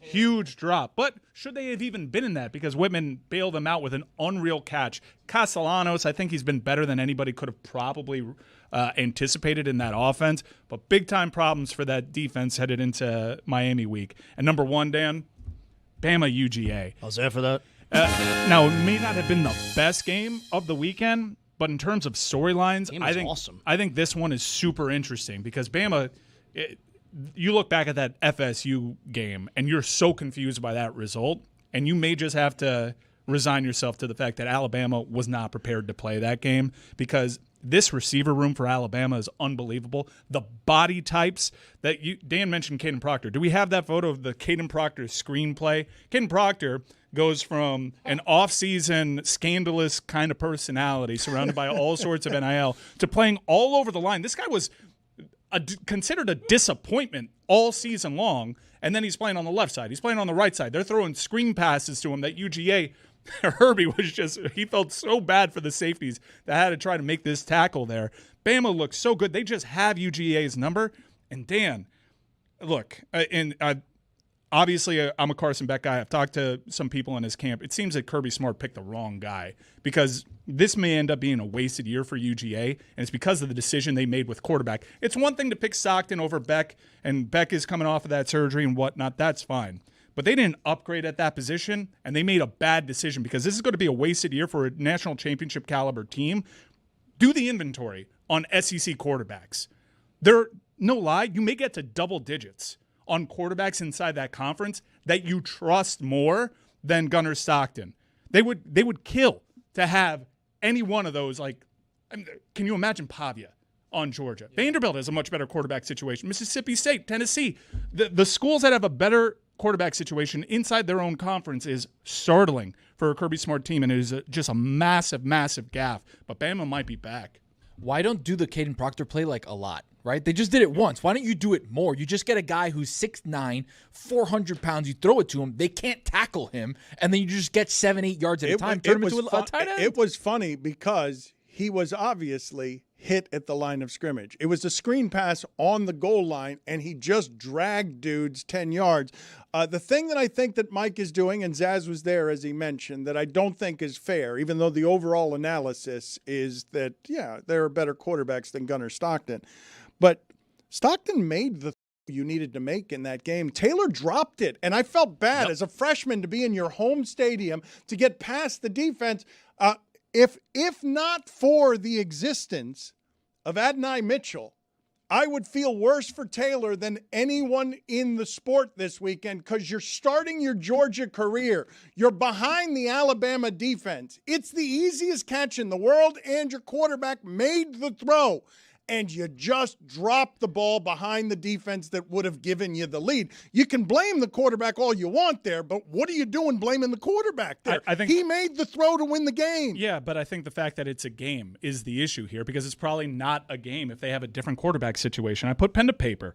Jackson Arnold at Auburn, better quarterback situation. Mississippi State, Tennessee. Sellers, even though South Carolina's had a very disappointing season, better quarterback play. Reed at Texas A&M. Mizzou's getting great play out of their quarterback. Arkansas, better quarterback, even though they just fired their head coach. LSU, Nussmeier, people have their opinions, but he would be better at UGA than what they have right now. The backup quarterback, Trinidad from Ole Miss, he'd be a gamer. Vanderbilt, clearly, game day's headed to... It's not fair what you're doing. Alabama came out and ran roughshod over the Georgia defense on third down. Like they were just completing all their passes while Gunnar Stockton was standing on the sideline. Bama, OU, Texas, UGA is not going to win a title when they have that many teams ahead of them in quarterback I don't play. think you're giving Alabama enough credit, man. Like, Simpson's yes, the great. FSU game looks really terrible at this point, and it certainly doesn't help where you're probably right when you say they must not have been prepared, because that's like the worst thing for a coach the first game of the season when you were kind of embattled at the end of last season. Your team was clearly not prepared, but I think you'd rather them be not as bad as it is. I think you'd rather them be not prepared, and that's what happened in that FSU game, than they're not that good, because I think they are that good. Well, they're still getting run on a little bit, but look, you want to know not prepared? You're playing Gus Malzahn, and you have a nose tackle setting the edge for you in week one. That just shows you've never done any kind of film study on Gus Malzahn. But I think that like they're top 10 again now. I think they're number 10, right, Alabama? I think they're a playoff team. And you want to talk about James Franklin and how he can't win the big games. Kalen DeBoer, all he does is win the big games.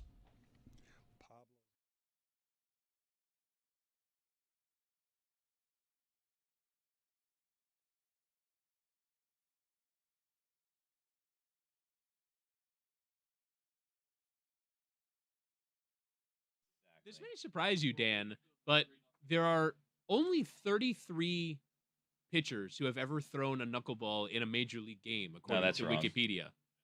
That's which wrong. I was surprised how small that number was. I don't think that's wrong, Billy. Why would you think that that's wrong? That's wrong. Let's all name knuckleballers we can think of and see if Well, they're no, on we'd there. never come up with 33 of them. 33 sounds about right to me. It's a terrifying way to make a living. Imagine all these guys. They're just failed pitchers who developed some other Whoa. Failed pitchers. Someone with like a 15, 20-year career is a failed pitcher? Well, Jimmy Moyer is not a knuckleballer. You made him a knuckleballer just because he throws Tim soft. Wakefield. Soft tosser. Yeah, across decades. There are a couple of guys who are exceptions, but largely the knuckleballer is a novelty freak who comes out, and it is hard to make a living that way. Jeez. Freak, what are you I don't doing? like how you're describing these things. Right? Isn't Phil Niekro in the Hall of Fame? I mean, Is he? I don't think so. You don't think so? He is in the Hall of Fame. 319 wins. There are 4 knuckleballers. What was his career? What's your standard for the Hall of Fame? No, He that's also my, had that's my bad. 274 losses. No, that's my bad. He just pitched forever, and I should know that. Nickname Nuxie. Compiler. That is a classic compiler right there. Phil Dangerous Niekro in nickname. the Hall of Fame with 300 wins and 280 losses. Jesus, he pitched for 24 years. He had a- started 716 games. He had a 3.35 ERA. I mean, that's legit good. He pitched in Major League Baseball until he was It's not? 48. You're right, Stugotz. I stand corrected. It is my bad. I should have known. I think of Phil and Joe Niekro as the same kind of pitchers, and they are not. Joe Niekro was not a Hall of Famer, and Phil Niekro was. But go ahead and Google image search Phil Niekro so you could see. Please enjoy. I want you visually to enjoy what he looked like in a Braves uniform. And you tell me if that is a baseball Hall of Famer, the way that you look at bodies today. It's like Christopher Lloyd. You need. He does. He looks like Doc Brown. Gary Busey in that movie with Henry Rowan Gardner. What is it? Rookie of the Year. He looks like a bit. Also, Gaylord Perry looked like this too. The old pitcher in the movie Major League, the old slop ball thrower. He's just an old man on the mound, is what he is. Jessica, what is your opinion here? He looks like That is a not retired him. chemistry Wait a minute. professor. Yes, That's him when he's still yes, playing? yes. His hair is so long, and I think He it's looks coming out of his 62 years ears. old. He's Look at wearing that a picture. polo under that shirt. Listen to That me. can't be right. This is what. He looks like Uncle Dick. Listen, when you could throw the Yeah. knuckleball Uncle the way Dick got a Phil hole did, in He does one. look like right? a He Cody. did. You could pitch It's forever. the ear hair. Yeah. Greg Cody's Back in My Day, featuring in-flight magazines. In-flight magazines. Slayed the pandemic. Traveling again. Big bird up. But something's different. I look in the seat pocket in front of me, and all I see is that cardboard pamphlet about the plane that nobody reads, the drink menu nobody needs, and the barf bag. Where's my in-flight magazine? Where did it go? Joni was right. Don't it always seem to go? You don't know what you got till it's gone. They paved paradise, put up a parking lot, and then stole my in-flight magazine. These staples of Americana predated even Greg Cody. Pan Am Airways published the first IFM in 1940. Now the high-flying mags are disappearing like donuts in a press box.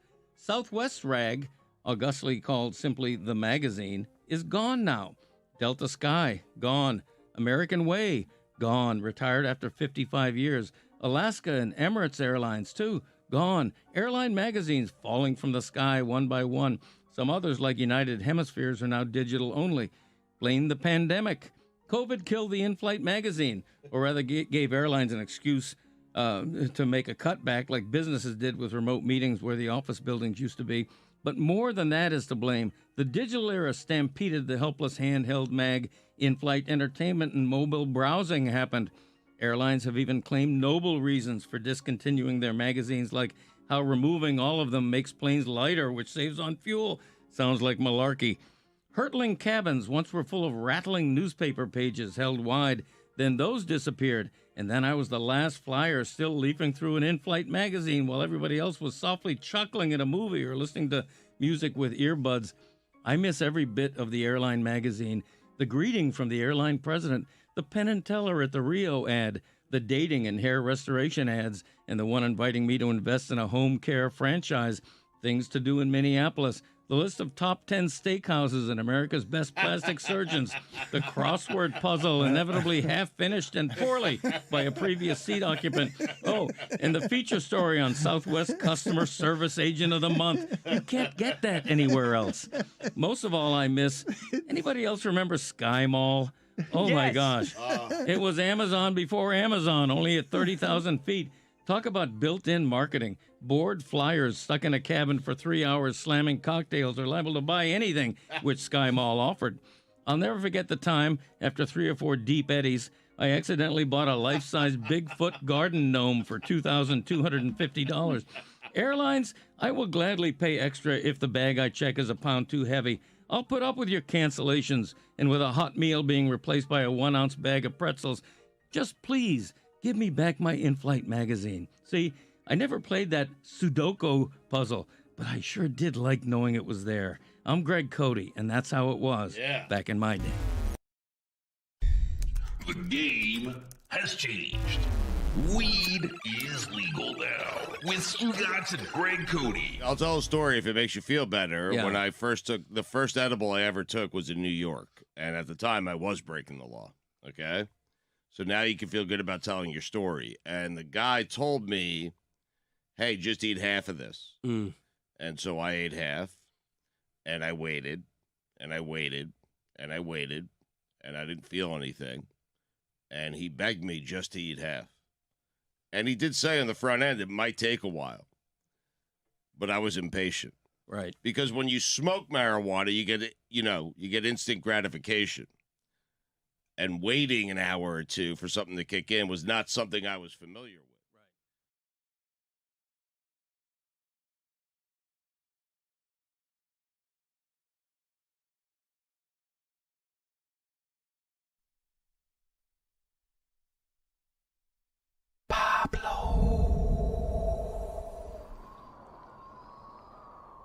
He badgered the Clippers PR staff at 2 o'clock in the morning again this morning. We will get to that story in a second. Part of what it is that we're trying to do here at Meadowlark Media is establish businesses for the people who we care about around here. Pablo has his. Zaslow, we've brought his show on board. Zaslow's now officially, his podcast is on board with us. Do you want to tell people, Zaslow, what it is that you have been doing for a while now that you are now doing with and for us? Thank you. Zaslow Show 2.0. Every day, Miami-based, South Florida sports. We do some national as well, but it's a place that you can get just me. So wherever you get your podcasts, you search Zaslow Show 2.0. Like, rate, comment, subscribe. It's great for the algorithm. Everybody knows I got a good algorithm anyway, and I love you a long time. Thank you. Zaslow Show 2.0. Jeremy's going to be doing a live stream as we've segregated baseball again to celebrate the baseball playoffs. That's going to be tomorrow. We'll have Jeremy from Heat Media Day talking about that baseball live stream and not Heat basketball. He will join us here in a little bit. And for those of you wondering about Stugotz is scheduled to join us later next month as he builds out his things, God Bless Football and Stupidity. Later in October, he will be he's scheduled to rejoin us as he's building out his business stuff. Stugotz and Company. Recent rebrand. Stugotz and Company. Yes, forgive me. Pablo, you have yet another report here, and evidently Mark Cuban has now tweeted a 323-word response to your 5-part Ballmer investigation. The tweet begins with, Pablo, you have become a great podcast entertainer, great acting skills, but in terms of getting to the real, not so much. All of what you said is meaningless, in capital letters, if KL2 didn't actually get paid, end quote. We'll get your response to what Mark Cuban says in a second, but why don't you catch people up on your newest reporting here today? Yeah, shout out to Zaslow Show 2.0, by the way. I love that show. I loved it when it was 1.0, 2.0, even more excited. We're in Aspiration Investigation 5.0 right now. So why are we doing a 5.0? It's because there's been a lot of talk from Steve Ballmer about how he has been defrauded, victimized, humiliated. And I want to take him at face value. I'm going to lead with this part of the story. There's a lot in here, but the part I'm leading with is because how then is it possible that Steve Ballmer, who was victimized, defrauded, humiliated by Joe Sandberg, and by the way, has said via the Clippers that as of the government investigation, he first began to learn that he was defrauded, victimized, humiliated. The government investigation began January 2024 in the public eye, right? So that was Bloomberg's headline about the Clippers, actually. January 2024, it was undeniable that Steve Ballmer would have known about it. Of course, behind the scenes, people at Aspiration, dozens of them had been interviewed by the federal government as early as spring 2023. But Jan 2024, let's use that. October 2024, one of the board members of Aspiration, Ibrahim Al-Husseini, he is arrested and ultimately pleads guilty to wire fraud. Joe Sandberg has been under investigation. There are articles about this in January, in July, Bloomberg.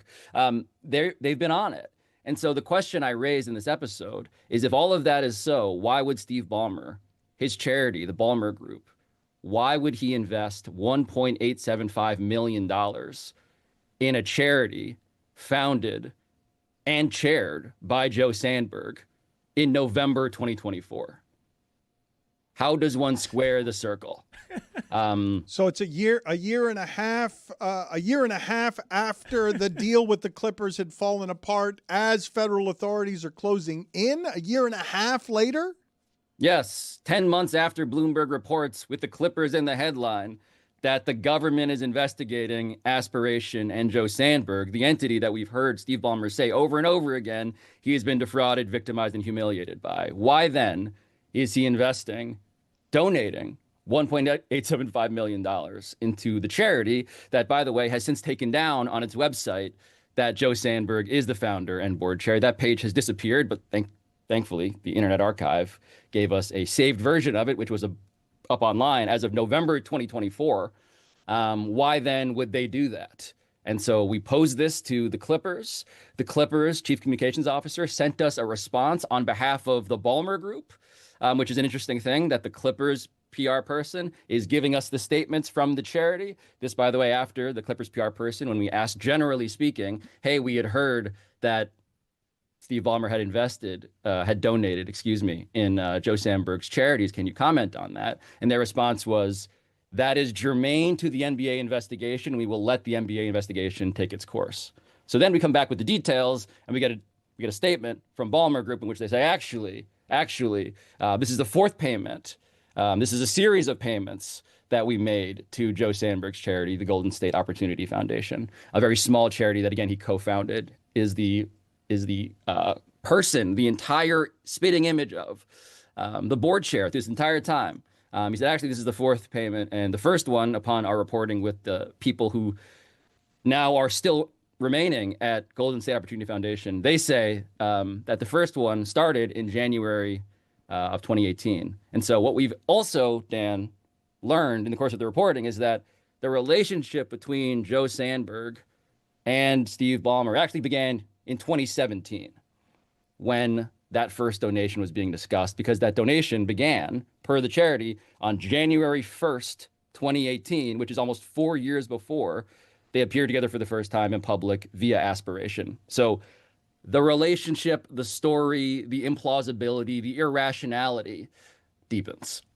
I'm really confused as to what Mark Cuban is doing. This isn't just a stubborn rich dude refusing to capitulate. He's holding water for another owner. He owns still a healthy chunk of the Dallas Mavericks. So what can we glean from this? Like, every time he has a rambling statement to you, it's like he either didn't listen to an episode of yours or didn't listen to any of the previous ones. What do you think of the recent pivot to try to parse between intent and whether or not they actually paid? Is this some kind of loophole that the NBA is looking to exploit here to not have egg on their face? Because this seems to be a systematic breakdown of their checks and balances when it comes to these sorts of things. Let me read the quote again. The tweet begins, Pablo, you have become a great podcast entertainer, great acting skills, but in terms of getting to the real, not so much. All of what you said is meaningless in capital letters if KL2 didn't actually get paid, end quote.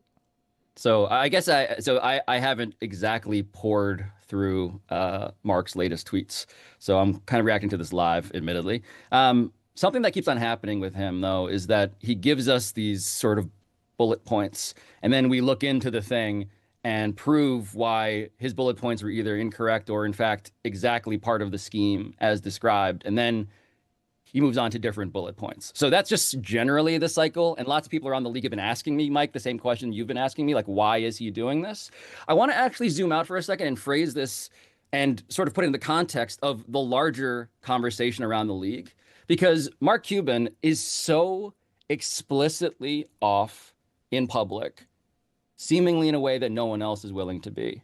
And every other conversation I have, and we have an anonymous head coach that reached out to me that's in this episode saying it's beyond obvious what happened, right? That this is embarrassing for the league. We have that anonymous head coach.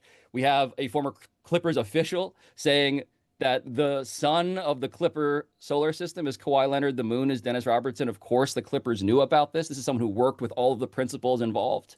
And there are more people I've talked to, by the way, who are actually too afraid to be anonymously quoted because they explicitly have informed me that they fear reprisal from the NBA. So just to give you a sense of like why this is a tense and fraught topic that's very hard to get people to talk about, it's because people are actively concerned that the NBA investigation is not a real investigation. And they're concerned that the NBA would take the time to go after them if they express their honest view of what they suspect, based on my reporting and their own experience, is actually happening here. And then on the other side of the equation is Mark Cuban, who's just endlessly talking. And lots of people are wondering why. And frankly, I am also asking and attempting to answer the same question.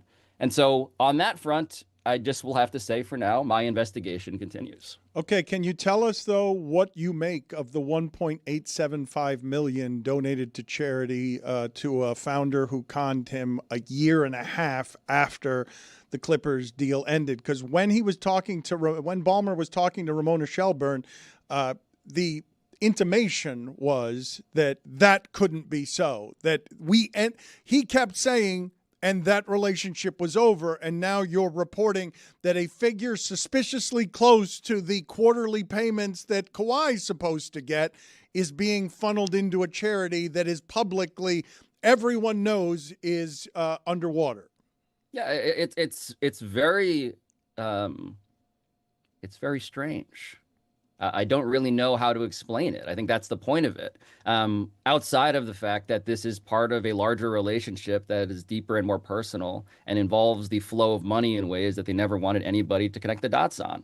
I want to put that timeline in context as well, Dan, because keep in mind, the Clippers have told us previously that they are the ones who terminated the deal with Aspiration in the 2022-2023 season because they couldn't make their payments. Simultaneously, we have proven via court documentation that Aspiration had gone into default, that they couldn't get investors from anywhere other than Steve Ballmer, Dennis Wong, a first-time investor who put in $2 million 9 days before Kawhi Leonard got paid that thing that was delayed, the 1.75, as well as the other people either who were now pled guilty for wire fraud or had already been involved in investments with Aspiration. So the question of like, was this company a mess? Was it obvious?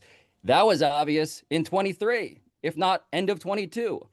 And so to see this timeline unfurl in which you go from there to all of the public news about the federal government, for Steve Ballmer to make that donation, it would need to be the ultimate case of something, Dan, you love talking about, which is separating the art from the artist. He's like, you know what? This charity, this tiny charity that specializes in giving low-income families help with tax preparation for these tax credits that Gavin Newsom has rolled out, this cause is so important to me, Steve Ballmer, personally, that I will overlook the fact that the founder and board chair who first solicited these payments from me and renewed them throughout 4 years, 6 years, that guy, I'm going to put aside all of it and continue to give his foundation money. Doesn't really make sense. Briefly, because I want to get to some more of your reporting here, but him opening the door to the difference between intent and putting something into practice. What do you think that means? Can we look into that? Because what difference does it make? If they tried to circumvent the salary cap, isn't that a problem? Yeah, that's where I mean, to say the least, right? Like the whole idea that there was an agreement that was intended to be fulfilled with real money negotiated at painstaking lengths that was never disclosed. What does it matter if the full value was paid? I mean, frankly, I don't think it does. But I think to Mark's point, like one of the things that's just weird about this is that the first thing we reported is that KL2 Aspire LLC was listed as a creditor for $7 million in the bankruptcy filing. The deal was for $28 million. So the question of why is only $7 million outstanding would seem to almost be asked and answered by the first document we released, which is that they're owed 7 of the 28. And you could do some math and say, okay, but the company collapsed. And so really it was a 3-year deal for $21 million, in which case, logically speaking, then maybe he got paid 14. Is that what Mark is hanging his hat on? Because we can continue to report out the chain and the timeline. And of course, our investigation is ongoing on that front. But that being this new revelation to me is bizarre. It was kind of the first thing that we reported, that they actually did intend to pay and did pay millions upon millions of dollars in a deal that no one ever announced, let alone completed to its full extent, but literally ever mentioned in public when it was an endorsement deal.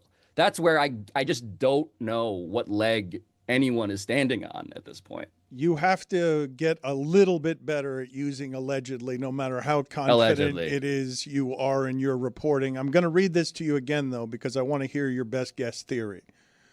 Pablo, you have become a great podcast entertainer, great acting skills. But in terms of getting to the real, not so much. All of what you said is meaningless if KL2 didn't actually get paid. What is Mark Cuban doing? There's a phrase that comes up when people don't really have an argument, and it mostly resembles the "we're going to throw shit at the wall and see what sticks" approach. And I think the only thing I can imagine is that he is most generously seeing my podcast, as he said, like a true crime story that he cannot help but be fascinated and entranced by. And then on top of that, he is pot committed, is what one NBA executive called it to me. Mark Cuban is pot committed. He is so clearly Team Ballmer in public that even most generously, he just can't back off a thing that is flying in the face of lots of evidence. And so to me, there are more, I would say, disturbing explanations, which I won't speculate on in public because that would be, to Dan's point about my legal clearances, that would be a little irresponsible. But in the meantime, it just seems it seems like an argument he won't give up. And for that reason, I am frankly ever more interested in why Mark Cuban and what Mark Cuban is saying. And I'm also kind of bored. Like, I'm just like, I don't know, man. Like, I feel like I'm kind of explaining this step by step, but I guess if you want to come back on the show, we can arrange that. Mark Cuban would appear to be just wanting to be stubbornly right when you say pot committed. That's what that feels like. In that tweet, he is offering for a return engagement. I know you haven't had an opportunity to go through the entirety of the tweet, but it looks like Mr. Pot committed Mark Cuban is offering his services again.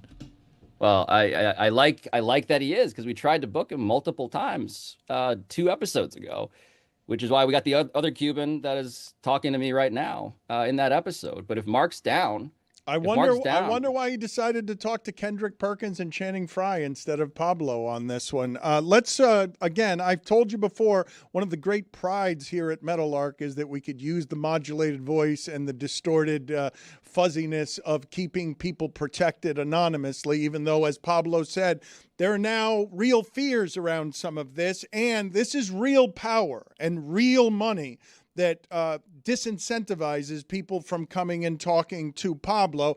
But the report in this morning's Pablo Torre finds out is that Steve Ballmer, the 7th richest man in the world, quietly donated $1.875 million to charity. Aspiration co-founder who conned him, quote unquote conned him, a year and a half after the Clippers deal ended, when the feds were already closing in and this was all in headlines. Here's a modulated voice for you again to explain how somebody at Aspiration who knows something about the finances of Aspiration took that charitable donation. It's just inconceivable to me to be both hoodwinked and bamboozled, but yet continuously giving money to Joe Sandberg. It does not make any iota of sense to invest in 2021, contribute nearly $100 million in carbon offset pre-purchases, reinvest in 2022 or 2023 round, claim all of that to be lost in 2023, and then come back for more in 2024 via charitable donation. Maybe Steve Ballmer's a secret masochist. Steve Ballmer's kink is being robbed. Yeah. Rob me blind, daddy. I think that laugh wasn't modulated enough, and that laugh is going to be recognized. Allegedly. That laugh is going to be recognized by fellow employees. I believe that you did a poor job of protecting that person's anonymity. So something that Cuban keeps on bringing up, I was just scanning his tweet while you guys were playing that clip for me, and I love source number one's sense of humor, by the way. It really does keep me going. The question of like, hey, you don't talk to enough business people. I'm Mark Cuban, I'm the business authority. Here's what you're missing. I just cannot stress enough how many people I talk to that we don't quote for these episodes, so that I am as sure as I can be that I'm not missing stuff from the business world. Mark Cuban, who again, I loved the respectful dialogue we had before. It's why I invited him back for more. It's why I continue to entertain the premise that maybe we can continue to have that if we're both operating from evidence and from good faith. I am hopeful about that. But the question of whether Mark Cuban is the only billionaire I've ever talked to, in my capacity as reporting this story, he is one of an increasingly long list of incredibly wealthy people that I have to ask, hey, what do you think about this? What have you heard about this? People who are in the NBA and people who are just in finance. So I just want to there's this thing that really rich people like to do in which they say, if you are not me, you cannot imagine what it's like to be me. And a lot of what I'm doing in the story is proving that, yes, there is complication and complexity. There are terms that we're going to spell out to you as best we can. But there's also just the fundamental fallibility and desperation of human nature. And do not let a billionaire tell you that you do not understand human nature when so much of what they're doing is fucking stupid. Yeah. It can be both. It's kind of a dirty move, Pablo, where Cuban tweets to you there, just have me back on the podcast. Like, he makes it sound like you won't have him back on. Just have me back on the pod. Like, he's begging you when you've wanted him on. Anyway, what do you think's going to happen at Clippers Media Day today?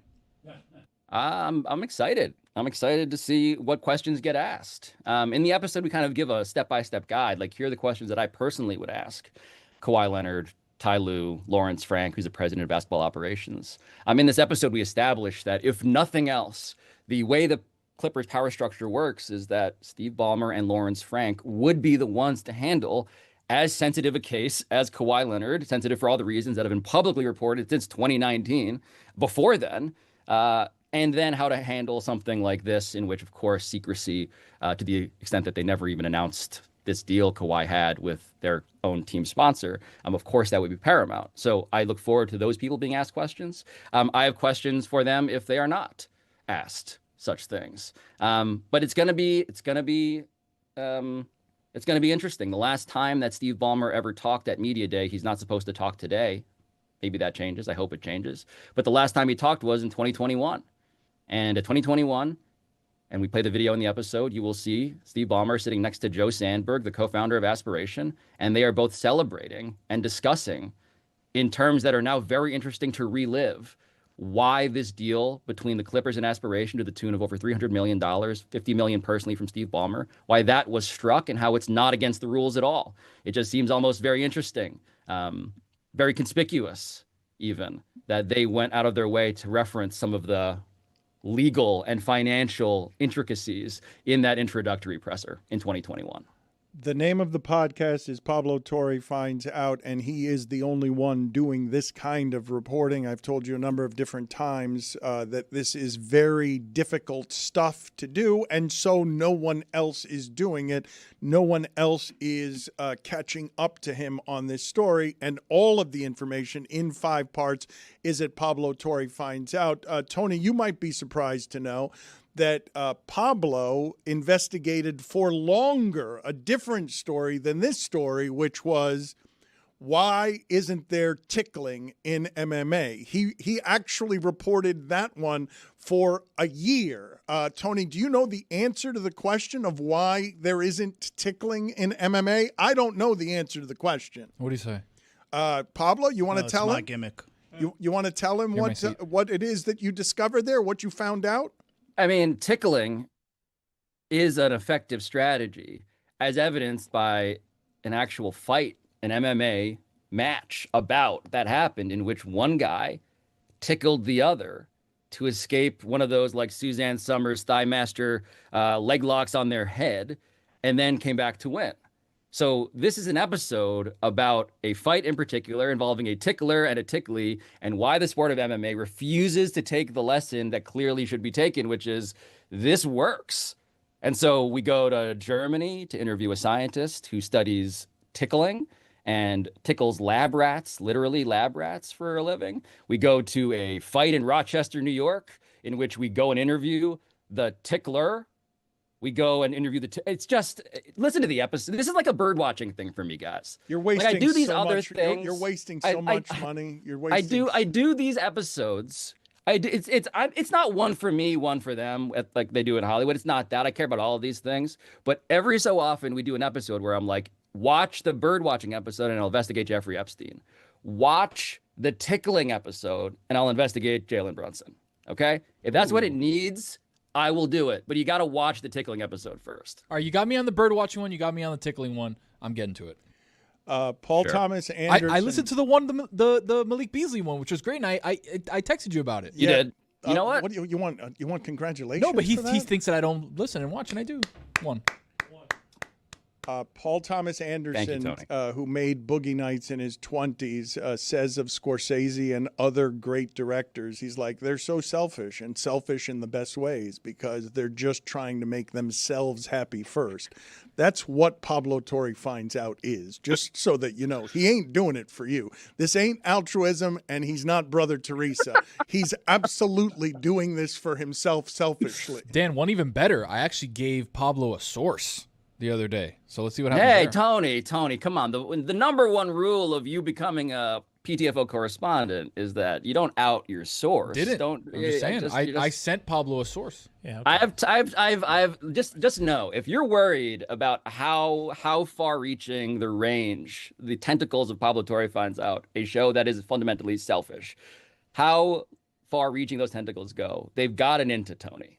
10-Day Tony is now an agent for PTFO. It seemed like Jeremy and Mike were both disgusted by Tony there. I'm looking at Jeremy from Heat Media Day. He just slumped and dropped his head in total defeat. Mike, what is the nature of your disgust? Just a useless nugget that whenever this source does poke its head up can be tied directly to Tony. Just bad ball over there. Pablo, Not ideal. Pablo, Not ideal. I have another question. Do you think that people in Chapel Hill are just giving you overwhelming ratings on your Kawhi investigation, hoping that you just have closed the book on North Carolina?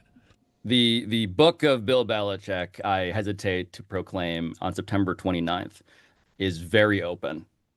That's all I'll say for now about that. Jeremy Taché joins us from Heat Media Day. It's a bit inexplicable that he would be at Heat Media Day. I don't understand why we didn't go to Panthers Media Day and report live from Panthers Media Day. Can Jeremy ask some questions about aspiration at Heat Media Day? By the way? Go ahead and ask him. He's here Jeremy, with us. You're in an NBA building. You have a giant story unfolding with tentacles all over the league. Can you please ask some questions of the Heat about this story that Meadowlark Media has been reporting from day one? Thank you, Pablo. Well, I did speak exclusively with Eric Spoelstra, and I can report that he did really enjoy seeing Niko Jovic and Pelle Larsson in Eurobasket this summer. He enjoyed going to Serbia in particular and learning from the Serbian national team, where several players walked up to him and said, hey, we got you, in regard to mentoring Niko Jovic, a young Niko Jovic, who should factor into the Heat's front court rotation. Should he not be able to live up to those minutes, there is the young Vlad Golden, who can step in and potentially provide a big physical presence that doesn't quite jump off the page, according to Spoelstra, but does all the little things right and is learning to become a pro. Of course, he also met during Eurobasket with Simone Fontecchio for the very first time, had a chance to meet him. It was a really special moment for him. He said that, of course, Fontecchio chose where they would go to break bread. Pablo, back to you. There's not a funnier name in the sport than Simone Fontecchio. Fontecchio. I defy all of you to come up with a funnier name in basketball than Simone Fontecchio. Go ahead. I'll give you the rest of time. You will not achieve this. Pablo, thank you for being on with us. Thank you for and with your reporting. Just for it, actually. Thank you, Dan, for your money, and thank you to Jeremy for just throwing so many syllables, all of which mean absolutely nothing to me. Well, if you are looking for Clippers information, guys, I did have an opportunity to speak with head coach Eric Spoelstra about Norman Powell, former Clipper, and he said that when they met, it wasn't quite like the meeting he had with Dwayne Wade in 2008 where they got right to business. This was more about, quote, shooting. Thank you. Please just. He had the open door there on the Clipper thing, and I thought when you're too much for Pablo. He's not asking he's not asking questions about aspiration. I should say, by the way, happy 40th birthday to Pablo Torre. Happy birthday to him.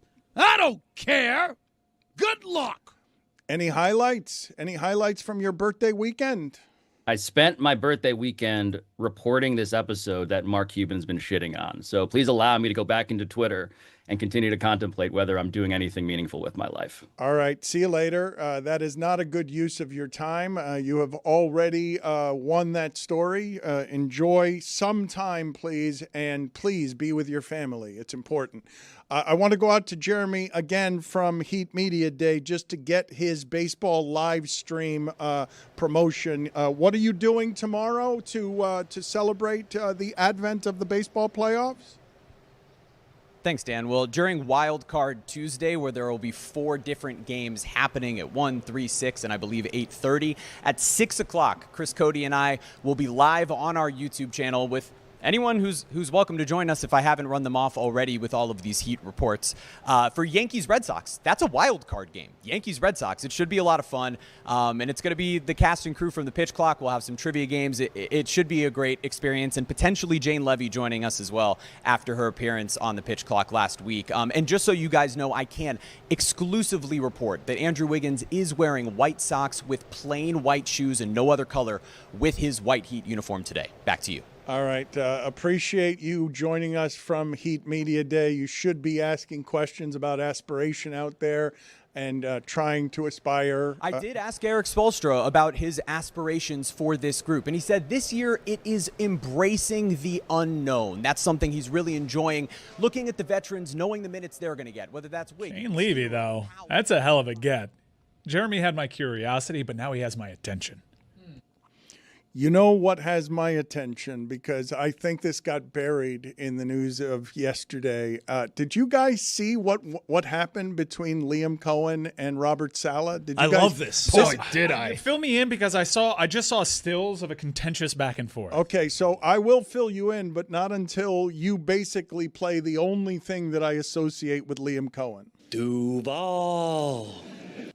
So Liam Cohen, during the postgame, told Saleh, quote, "Keep my name out your bleeping mouth." So he's quoting Will Smith yelling at Chris Rock.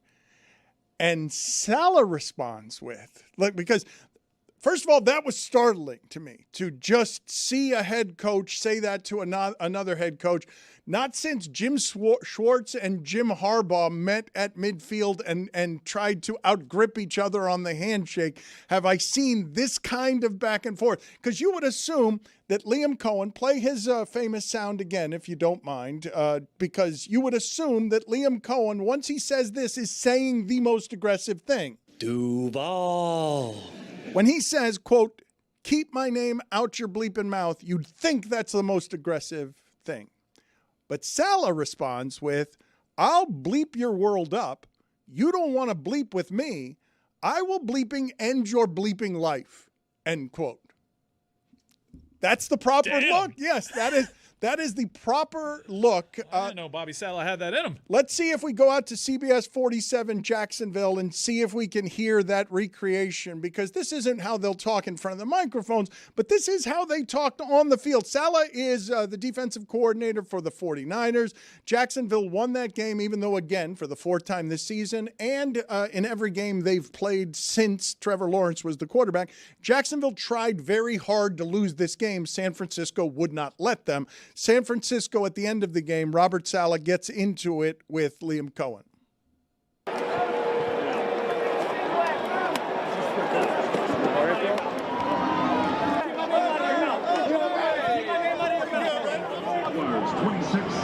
And the 49ers 21.